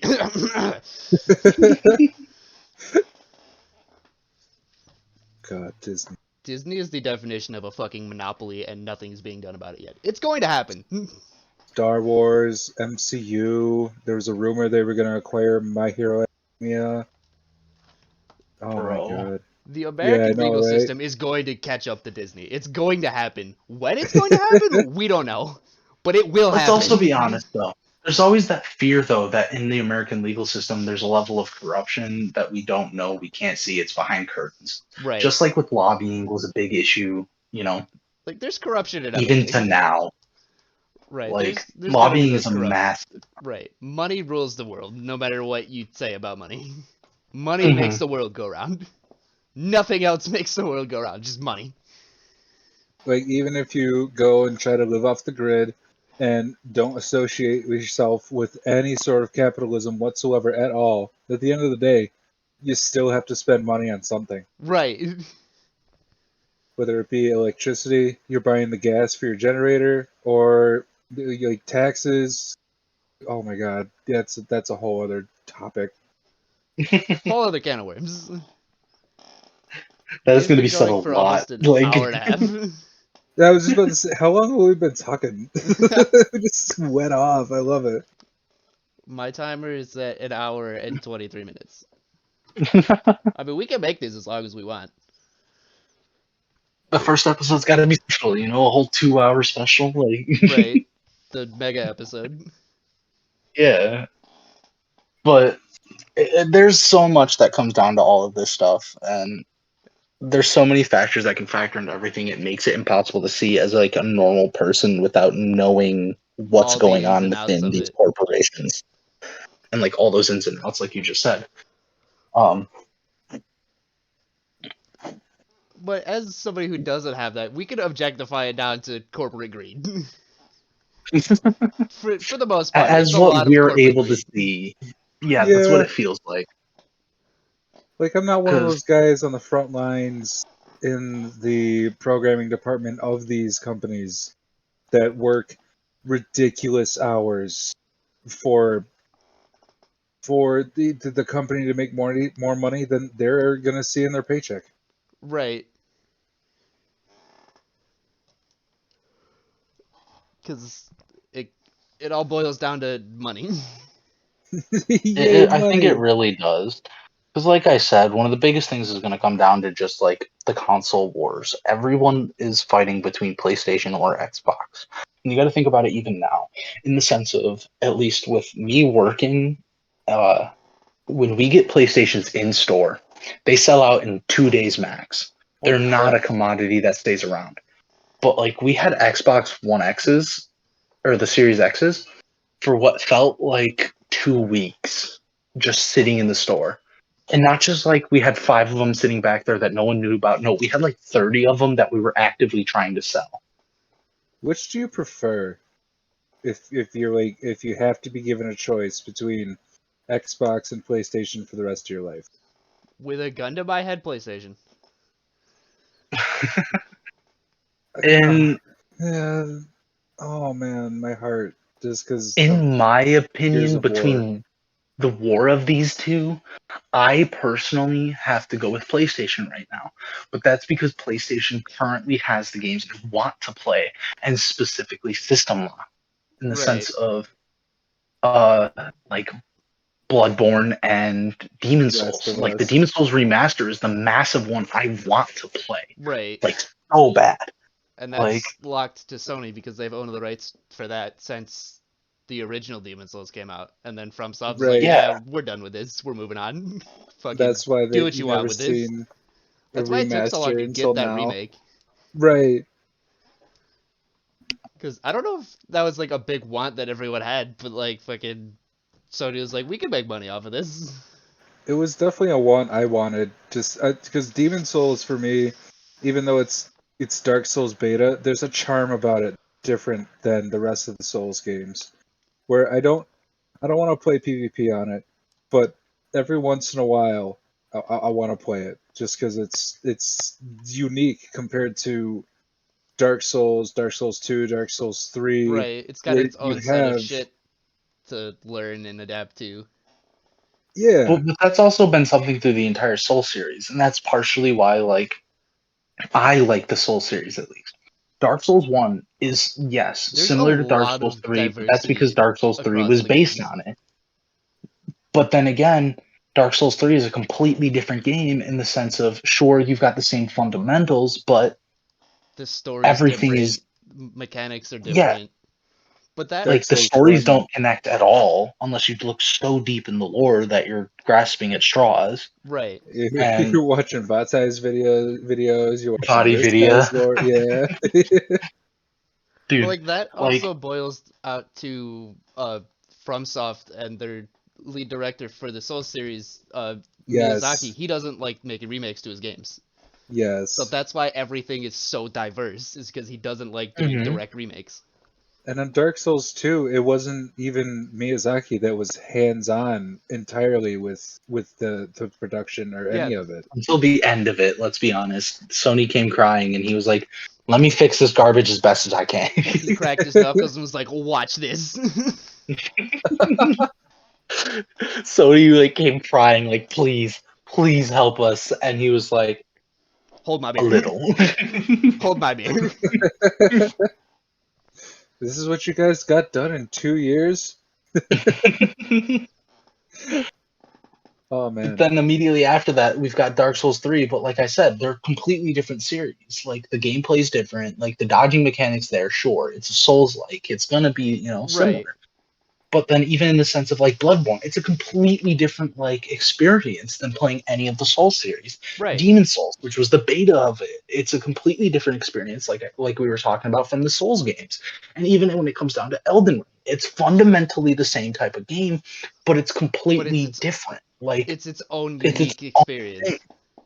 Yeah, because and that's what brings it down to where like you and me, we love Dark Souls 1, love Dark Souls 3, cannot stand Dark Souls 2, we love Bloodborne, we want to play the Demon Souls remaster, but then it comes down to like Elden Ring, it's like we just barely can stand it because it is a completely different experience. It's a completely different game. Right. It's nowhere identical to what I would like call Dark Souls 1 and 3, where they're very similar, but they're still different games. Right. Because fucking Dark Souls 3 is the redemption arc of Dark Souls 2. Like, that is the only reason it exists, is because Miyazaki's like, we need a redemption for this crap. Fucking, I will This make can't a be the last remake. game. I will make game 2, and you'll see what Dark Souls 2 should have been, but it also shouldn't have been because it shouldn't have existed. I'll never forget the time where you and me, we were sitting in my living room.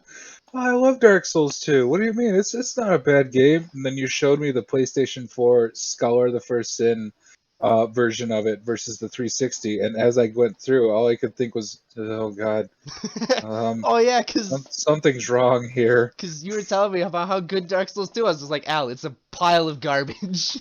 What are you talking about? It's good. Here, play my copy. This doesn't feel right. There's something wrong here. Even though the enemy placement's different, it still doesn't make sense. None of that map makes sense. Is a pile of garbage. I showed you that one H-Bomber guy video of it where he Breaks down why it's bad. Yeah, well, or why he it's tries good in its own sense. he tries to defend it, and then all of his points go against him. Right? Especially the one, and I love it, where he shows the 3D rendering of the worlds and how they interconnect. Dark Souls 1 makes sense. Dark Souls 2, let's make a sandcastle and then put a sandcastle with lava on top of that sandcastle, and then we'll put dragons on top of that sandcastle. And then you like go up a ladder and you're magically thousands of feet in the sky. And there's water everywhere. Like what is what? I don't know. I think in like that video Souls he 2. was talking about how like it kind of fits with the theme of losing your humanity and shit not making sense, but like it's gross. I mean, I gotta put myself in that mindset for it to make sense. But right off the bat, if I'm starting my night with Dark Souls 2, I'm definitely not thinking, okay, nothing is gonna make sense. This is existing.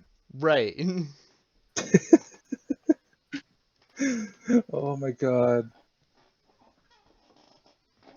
Fucking. But that does bring us back to our topic of just Elden Ring and the Soul series, and that's partially why I think me and Death just do not like the game Elden Ring as much as we did the others, because we played those other ones first and we experienced that and we enjoyed that type of game style. Where yes, it is very mono path, like there's a single path you're supposed to take, but in that path, you're balanced. Your weapons are going to be around the right level, or you're going to have like the right equipment to, or like stuff to upgrade them. Sorry. Right. You're going to have the right levels just by killing and following the story, and everything's not going to be a boss is going to 3-hit you. No, the boss is going to take a good couple hits to you, but you're going to survive, and everything feels more dodgeable, survivable, and it's that sense of just accomplishment when you beat that is that much more powerful in my mind than when you beat Elden Ring, where it's like I've tried this boss 12 times and failed and I finally beat it, and it's just thank God I'm done. Right. Like I don't have to do that again. With the first game, with how like open it is at the start, you could like go fight 4 kings right off the bat. Like if you could, first of all, if you can magically get there before doing anything else in the game, props. But like, somehow get the seal and kill Sif and get the ring and get to the 4 kings. Right. If you can magically do that and nothing else, fucking you deserve props. Like we tried doing that, remember? It was not fun. Yeah, like I can do it that. because I'm good enough at the game that I can do that. But like if you're starting the game, you can tell which way is the wrong way to go because everything is way too strong. Like you're not strong enough and there's more paths that you could have taken. In Elden Ring, it's just like everything hits way too hard. There is no clear way to go. And no matter where you go, there's no clear way. Like you also added that they added that like light feature where like when you press the button it shows you the way to go. But it's also like as like a Souls veteran, that's not your first go-to instinct. Right. Is following this said so-and-so marker. The exact opposite way of that. Yeah, and even if you do follow said marker or you do go the right way, it's in that same sense of, yes, I've just murdered everything on my path here. But I'm still not I've strong enough now to hit the fight the boss boss, that is telling me that I'm I not should be strong fighting right enough. now. Right. Yeah. That was a big controversy with uh oh god, what's his name? The very first Margot, Margot, Margaret. Margot. Yeah, the fell omen. Margit the Fell. Yeah. Everyone felt as though he was a terrible first like big Like the boss Experience. for first you to story have. boss. It's Yeah. horrible for that. Like And unless like, you don't get me wrong, do. there's a way to escape it. You can go around him, but you still have to come back and fight him at some point. And even if Right. you do go around him, it's that same sense of now I'm someone else. Stuff's more powerful than me, and it's not a fun experience in that sense. Like At least, once again, in my opinion. that hits This the same point of knowing, like, based on what you're fighting, you know which way is the right path. Nothing feels like the right path. Because, like, you go that other way, and it's like, oh, everything's stronger. This isn't the way I'm supposed to go. And then you go back to, like, any other direction. It's like everything still hits way too hard. So where am I supposed to go that I stand a chance and can actually make progress? Because that's I like my can first run through where I killed the first I don't remember his name, but it's the first ring bearer or shard bearer. Yeah. And oh I like was like, Margot. Godfall? Or not Godfall, Godfried or Um whatever the fuck? Godfrey, yeah, where he does the dragon thing. oh Godfrey the Um, Grafted. Or Godric. yeah, Godric. Godric, that's it. I was But it watching was One like, Piece and Godfall was in my brain. but like by the time I hit that point in my playthrough, I'm level 50 in my strength, and I've got like 20 vigor, and I've been grinding and just doing everything I can to try and feel comfortable for this boss. I've now hit it, I'm here, and I'm still feeling three shot. And I also very barely do damage, even though I've got this massive amount of strength and over leveled like at 70, 80. Like, this is way above what you're supposed to be at by this point. Like, it just Coming felt like it was like a grueling task to beat bosses. In my opinion, it's just one of those things where it's like it's not If you fun. don't have the overpowered weapons, you're not gonna have a fun time. It's like, thinking about it from a first playthrough perspective versus where I'm at now, I have to agree with the points you guys are making because the points I make about why I like Elden Ring now is definitely from okay, I have my I've played bearings. enough of the game that I like that you know what to do, and like you have better combat experience than going through the first time. Yes, exactly. And that was one of my least favorite things about this was not knowing what to do, because even when I got through that, I had to then find the two sigils, the left half and the right half. Well, one of them is very easy to get to. It's not very complicated. It's at the right level. The other one, though, it's like, okay, now I've got to find this right half of the sigil, and it's forcing me through Khalid, the red area. The one I was just about to say, you talking about the one in Caelid? Yeah, the one in Caelid. So you're trying to go into Caelid now to find this other thing, and stuff is just ridiculously overleveled. Like, it's an end game area, it feels like. Especially when you start getting into like the massive dog things and the massive bird things, and how everything's covered in dragon rot and does dragon rot damage. It's Right. just And You Dragon know Rot it what? is feels toxic fucking cranked up to the max. Like toxic was yeah. already fucking annoying. I agree because the tactic for your first playthrough of Elden Ring versus what you do in speed runs or challenge runs in previous Souls game is run through all the enemies. Your first playthrough in Elden Ring, you want to do that because you don't want to deal with everything. Right. In the other games, it's you do that because that's the fastest way to do it. Um, it it kind of turns you off It when you find this new area, and the best option is to run this path to the next site of grace, to the next site of grace, to this boss that's easier than the past three bosses you passed. Even though that doesn't make any sense, it's still true. I think the best way that I could explain it is the format of how wide open Souls stories are and like how objective it is does not work for open world. It works Yes. with like how they have it set up in Dark Souls, Dark Souls 2, Dark Souls 3, Bloodborne, Sekiro, and all that. Like, there's a set path that you can go, but you don't have to do that and still be competitive and find new shit that can do stuff. In Elden Ring, it's just like there's no direction, and like you need the direction in an open world game. Like you need something of direction, not just some fucking like the grace pointing in the direction of the next grace. That doesn't help at all. Like that sections off so much shit. This is also in the sense of like the grinding in this game. Like the grinding, like I was saying with Bulls, like I ground up to like way over leveled to fight these bosses because it just felt like it was necessary. But then you got to think like players have even found like glitches and like manipulations that they can use because they don't want to grind themselves, Right. even though that's like the target for what this game wants you to do. Like the glitch where you just shoot the bird on the cliff and then watch it fall off, sit, get up, shoot it, sit. You know, like every Right. single time it was that same, like everyone's found glitches like that. Even the PvP farm glitches where people will put themselves in impossible to get places without torrent so that they let people invade them, the people die, and then they get the souls from that. So people are grinding these souls out in very unconventional methods because it's just It's needed. necessary. It feels needed because it's one of those things where it's like, sure, it's an open world, there's tons of enemies you can fight, but I'm not going to fight every single enemy in an area at least once. It'd Right. take you a I'm day. gonna skip some of them. I did that in my first playthrough, and it took me 170 hours to finish my first playthrough versus my second one, where I knew what I did and didn't have to fight. I got to the point where I'm at. No, I'm ready to finish the game with my buddy Tallness, and my game time is only 70 hours, less than half of my first playthrough. And mind Right. you, that first playthrough was probably solo, wasn't it? And that Yeah, second playthrough, you're now doing co-op, so it's even you gotta take that in half considering your own playthrough. yeah, and that second playthrough is using a broken build that I knew I could make because I wanted to help my buddy play.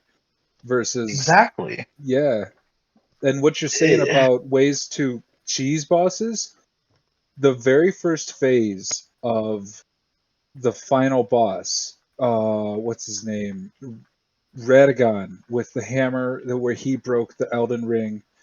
mhm. There's a very easy way to cheese him. I don't know if they've patched it out, but the ones I've seen, you run at the very start of the fight, you run up to him and you stop. And when you stop, he'll turn to face you, but he won't attack. And you can pull out a bow and kill him with that the entire time. You run up, stop, pull out a bow with like poison or scarlet rot, and cheese the boss that way. And that's a very unconventional method that's just not fun. Having to cheese a boss like that just doesn't feel fun. It's especially even like the god, like all the cheese for the bosses, like the I think it's the god skin where there's the glitch where you can just poop. Like I call it poop walk because that's what it was in Dark Souls 1, where there was a far end of the Oh gate yeah. where you could get where you could very slowly walk into it and just glitch into the gate. Where you didn't aggro them, you didn't hit their aggro, you didn't enter the gate properly, and you could just snipe them or even just smack them to death. Because there's so many AI breaks that feel necessary to play the game. Like without the AI breaks or without these glitches, it just doesn't feel doable. It's not as fun as you'd like to think Like it would be. having to cheese a boss to get through it isn't fun for like learning about a game. Cuz like knowing the cheese Yeah, for bosses in Dark Souls 1, like I know all the cheeses, but like I still don't do them. The only one that I technically cheese is Ceaseless Discharge because it's the intended method and I figured it out on accident and fuck fighting in the long way. it's just one of those things where like the cheeses are there in Dark Souls, but there's no point in running them, especially when fighting them is as viable a tactic. Right. And in Elden Ring, it just feels like the only viable tactic is performing these cheeses or performing the OP builds, where it's not like in Dark Souls 1, you can run and it's like, oh, this is a weapon I've never used before, like me with the halberd. And I turned around and used the halberd for the whole run. And it's just like, that's doable because the halberd is just a random weapon nobody talks about, but it's still balanced. Right. And that brings me back to like the bleed talk. Like I said, in the first game, you could pick up the bandit's knife and use that the entire game. Right, you're No gonna run issue. into hurdles with the bandit knife, but like, cause it's a It dagger, can like it's still got be its done. Yeah, limitations of damage. But like, but the bleed would just proc so much you could make it a viable tactic. right, like You made it a viable option. there are I bosses that are immune to bleed and stuff, but like even those you could still beat without the cheese. It's gonna take a while, but you could still Yeah. feasibly do it without getting absolutely shit stomped. My best example of that is when you and me, Death, were playing a Dark Souls bingo game, and one of the squares I took was use daggers only. So I took the bandit knife, and I won. I can't believe I did it, but I won the game Yeah, it's with mostly a because I'm bandit bad at knife. pathing, but But still, like with a bandit knife, right. and that's just not unless you know the Ash of War, know the scaling you want to do in your first You playthrough have to of Elden know Ring. everything that you're going to do to get through Yes, Elden Ring. yes. Instead of you could just go in with anything and figure it out as you go, and it's still viable. You have to know and pre-plan everything in Elden Ring. You can still use whatever you want in Elden Ring, but you're going to struggle a lot harder than using whatever you want in any of the previous games. Right. I think Sekiro is a bit of a fucking outcast for that, like an outlier. They, Because yeah, you get one because they weapon for like the entire game, but that's also until you get the with other the weapon. style of Sekiro. Like the game is built around that, so like it still fits. I still got to beat Sekiro. I haven't beaten that yet. Yeah, me too. It was very close. I just couldn't do it because I'm not a stealth guy. Even in games like Assassin's Creed, where it's all about stealth, I'm still just I'm running in and now I'm mashing counter attack, counter attack, break Right? defense attack. Like Fucking I've never Russian been a stealth, stealth kind of person. Russian stuff. There's no one to report it. You don't get caught. Russian stealth is my favorite form of stealth. Just like there's stealth where you're sneaking through, you're avoiding as much conflict as you can, and then there's Russian stealth where you can murder absolutely everyone. If there's no one to report you, You don't get caught. your stealth is never broken. Sounds like Assassin's Creed. But that's like why Assassin's Creed 4 was like my favorite one, like Black Flag, because Assassin's Creed 4 Black Flag, you were never like meant to be stealthy.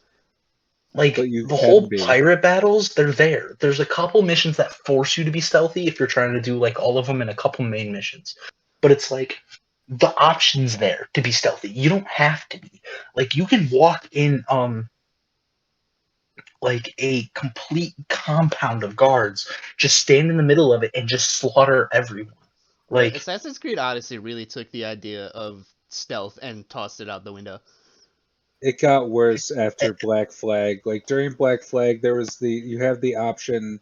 Then they made it incentive for more of your memory completion to be stealthy and take out these different plantations and do it without being detected, or even some of the story missions. Right. yeah.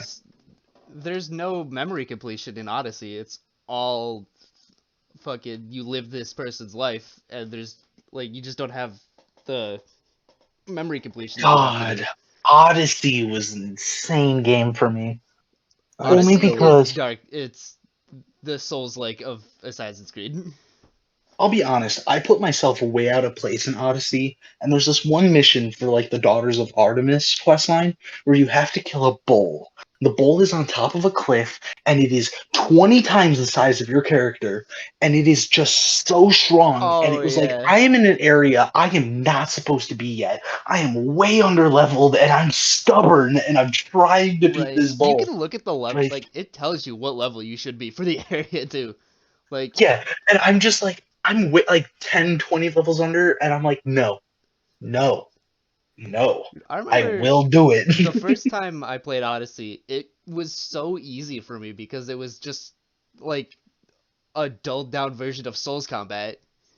So I could just especially destroy when you got the everything. right, especially when you got the right bows, because there were the short bows and then like the long bows.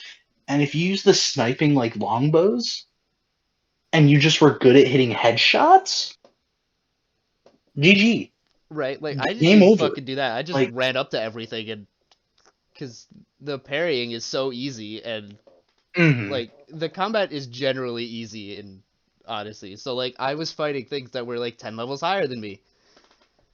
The And like sure, combat I'd in get one shot all if I got hit, but I just didn't get hit. you don't take damage if you don't get hit. Exactly. Which, like, all the Assassin's Creed games, as far as parrying and group encounters, was easy because, historically, back in the day, according to Assassin's Creed and Ubisoft, all your enemies would wait one. They'd like, all right, now you go. All right, now you Right. go. All of us one at a time. Let's get them. If you're doing the But war conquests, like the taking territories for one side of the war in Odyssey, they don't always do that tactic. Like you can get ganged up on, and it is very brutal if you get ganged up on. I've only ever played the first hour of Odyssey. I beat the first boss, and I instantly got bored with it. I still want to go back and play it, but Like I've I been I chipping got away so at it. bored I with got to it. the point where I have like 7 different story missions to do, and I don't know where to go for like any of them because if I go over one way to do it, I miss out on all this other shit that I could be doing and having better equipment, but like I don't fucking I'll be honest, I was an idiot in Odyssey, and I just like the idea of going around and just shifting the balance of who owns what. So I would just like randomly conquer an entire nation in like Sparta, and then turn around and it's like I'm gonna reconquer this nation in the name of Athens just right because I can. just because Like it's a thing that you can do. Oh god, I gotta play more of Odyssey to figure out what you're talking about. there was a war, like in the whole game, there's the war sense of Athens versus Sparta. Athens versus Sparta, yeah. Okay. So their territories would be controlled by either Athens or Sparta. And the more like things you did in the territory, you could shift the balance so that like the commander would come out of fighting and you could kill the commander and then it would be easier for the other side to take it. And you could fight the battles and do that. Well, I found an area that I was like the right level in and I just did that over and over because you can grind gear that way. Like you can grind levels, experience, and or Money and resources is money the and big thing because you need money and resources to upgrade your shit, otherwise it falls behind, yeah. and then you get one tapped by everything. So then you're just sitting there and you're just doing that over and over and over. And because it's the same area, technically levels don't change. So you can just keep grinding these levels till it's like, okay, I'm done with this area, and you go to the next spot. And I just do the same thing because it's doable. I Right. liked it. It was my fun thing about that It's game. doable until the experience becomes fucking not worth it. Because that was my level of yes, I'm okay with grinding. I like grinding in games like that where it's a fun grind in my mind. But that's also with me being like a bit of a wuss about it and deciding, okay, I'll grind this, but not this. You know what I Right. mean? Like you could be very particular on how you do everything in Odyssey. Is it necessary? Probably Because not. But the story levels definitely catch up to you incredibly fast. and Odyssey also is a very unique game in the sense of every choice that you make matters. There's a story to it. It's an RPG, not so Right. much with where Elden Ring. It's just Go do some shit. you know kill and go to this one story linear story path no matter what. Right. There's different stories you can do in Odyssey. You could shift the entire story. With as simple as one decision. Like Like in the there's one that one mission, quest line.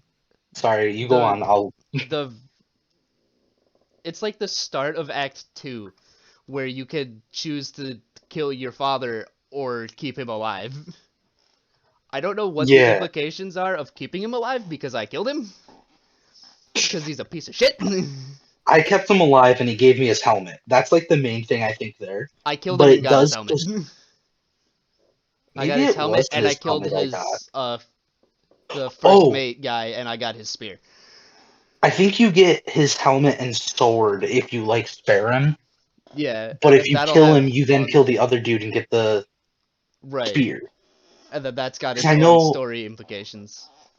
because like I know with sparing him later on when you finally meet like your mother again or whatever, she's if you killed him, she's like, you killed, your father? Like, what are you doing? Like, what, Yeah. so on and so on. I haven't got to the point And where I don't think I've gotten to the point where I've met my mother figure, because I think that's part of the storyline is that they're not your real parents, yeah. yeah, well, your father's your biological father, but your mother's not. Well, I no, no, think. no. It's your mother is, but your father isn't, because you're actually a descendant of Leonidas. Oh yeah. Like the Leonidas, and your Hmm. father isn't Leonidas. And then your sister runs the fucking cult. Yeah. Or brother, depending on which, Yeah, depending race on if you or pick. gender you choose. Yeah. And fucking good god, the shit in that is just the Oh my Because god. otherworldly crap in that fucking quest line. I gotta go back and play that game. Because the other one that I was thinking of as a quest, though, is the one where there's the plague going on, and you have the choice of either saving the girl's friend by telling the guards not to kill them, Oh, or right, right, just right. let the guards kill them. The Well, if you save them, the whole island gets infected, and right. eventually Phoebe dies to said sickness. Oh shit, I didn't know And that. she's a massive character to that story. And if you just I didn't know Phoebe let got sick and died. I just knew that the plague spread, because that's as far as I got in that quest line, was the plague I'm spreading. pretty sure she gets sick and dies. Like, that's the big thing about that. That would make If you sense, because let that is on, like, that plague is specific to Kefalonia. Yeah. So, like, that's the whole thing with that one, where that plague is murderous and it kills people and it changes story in that sense. Like, there's tons of overarching story changes that all matter. You know what I mean? Right. Like, without playing that game And twice, you wouldn't know all of the story yeah, changes. but like in Elden Ring, where it's one linear story, it doesn't feel as worth it to play a second time, in my opinion. And it's just one of those things where it's not as fun even for that first playthrough, where your Right. choices aren't mattering. It's just you got to do what you got to do. Sure, there are NPCs you can kill, which will change the story, like minuscule. There are a couple endings you can get that are different, but it's the same story in the end. Right. Like, with Dark Souls, the story's the same, but, like, the order that you do the story in is, like, you could change that. You could change your build, and there's so many other ways that you could do the same story that make it at least captivating for me. It's Like, kind of how I feel like how it is in Elden Ring, because I would probably, so for Elden Ring, unless I'm doing a completion run where I want everything and anything and I want to see all the endings, a second playthrough without that incentive or playing with a friend, I probably wouldn't do it.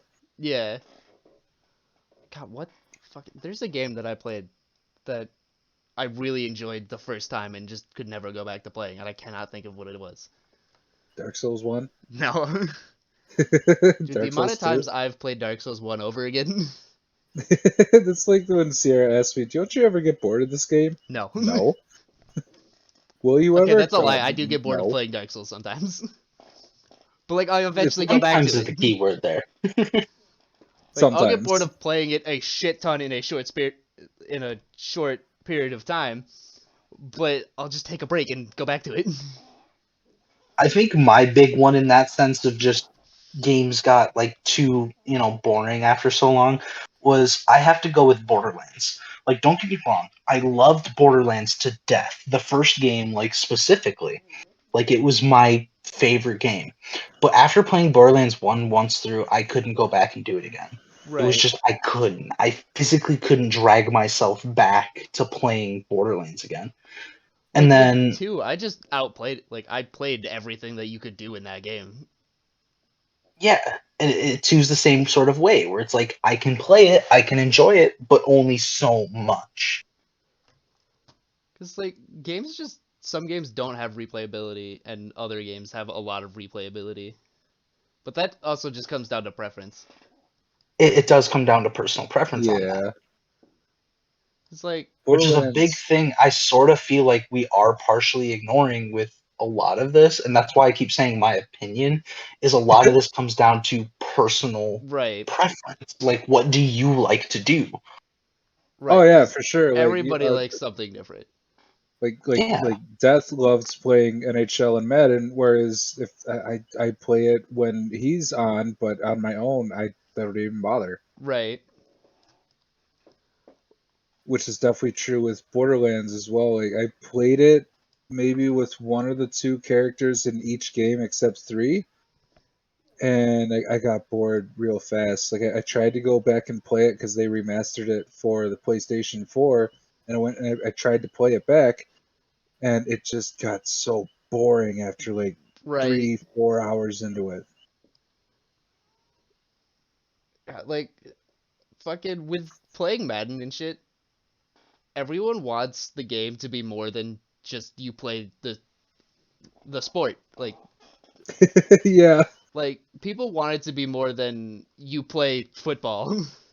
But for me at least, adding all the other shit that people want in the game, like they want uh like to go through the draft process, like you do like draft day drills and shit. yep. And like they want a more expansive practice mode. I hated all of those things. Everyone's like, "Oh, it'd be so cool to have." And it's like, I guarantee you're going to enjoy that the first time, and every other time you're like, "Can I just get through this now? I'm tired of this." I can see that, especially with like the corporate aspect of, oh, you're the coach or you're the team manager, and you have to pick your players and draft all the players and pay attention to any of that. Like I just want to play hockey. Right, dude, people want the fucking recruitment process for the draft as like the coach and shit. People want the recruitment process to be more inclusive and like be a bigger thing. But at the end of the day, it doesn't fucking matter who you draft. If you're So good at they the want game, you could pick the worst player in the draft and turn him into the best player in the game. especially considering you can level them throughout Right, their they level up career in as that you game. play. So like if you play good with that player, it doesn't fucking matter what their stats were at the beginning. Yeah, like Like in Madden 19, I think it was, I started with like I created a character that had the lowest stats possible where you could continue to upgrade, because if you have all the stats at 0, it will not upgrade your character because all your stats are too low to have your upgrade actually do anything. Like I got to the minimum threshold of where I could continue to upgrade my player, and I built the best player. Like I went from the lowest overall to the highest overall in one career. Oh my god. And How like long have we been talking? 2 hours. Do uh you want to call it? We can. Alright. all I'm gonna say right now is if we don't call it now, I'm going on to a BTD6 rant. Alright, We we'll could do stay. that next time. Yeah, save it for next time. Alright, y'all, everyone out there listening, have a good night, have a good morning, have a good rest of your day, wherever you are. Have a good Just come whatever it back. is you're doing. Yeah, exactly. Fucking. Come back if you want Thank to you for hear letting me more. participate, gentlemen. Oh, no problem, It's Yes, dude. been fun. it was fun. Hell yeah. Okay, uh, I'm glad we finally started this. Now I just need a mic so I can have better audio, but that'll come in time. As soon Yes, it as will. I get my next Twitch payout, I'm buying a mic. There you go. But Mic I still before have to pay camera? Ivan like $50 for a controller. yeah, That's still a thing that I have to do. Whoops. don't worry. I've loaned out even more than that, though. I have a friend that currently owes me $400, Jesus. Holy. but it was because him and his girlfriend were barely gonna make rent or they were like afraid they weren't gonna get paid in time for like bills. So I was like, "Here's the money for now. Just pay me back in a little bit." Right, alright, we gotta wrap this up because we're gonna keep talking. Yeah, man. Everybody have a good night. Thank you for listening. Come back for the rest. This was Fucking fun. I hope everyone subscribe else for had more. fun. God, that feels awkward to say. Hit the like button. Fucking Smash that notifications bell. cringe when you hear this, because I know I am. And I'm the one Saying it saying is cringy. it. Fucking I stream on Twitch at Death82600. Al streams at Mighty Five Nations. We both do I YouTube do not stuff. stream, but I'm in most of their content because I am content boy. He's He our is favorite content boy. content All hail boy. content boy. All hail content boy. That's gonna be a thing now. Death streams. I stream. I make stupid clips for people that everyone wants to laugh. If you want to laugh, I'll give you a clip. Fucking peace, guys. Peace. Have a good night.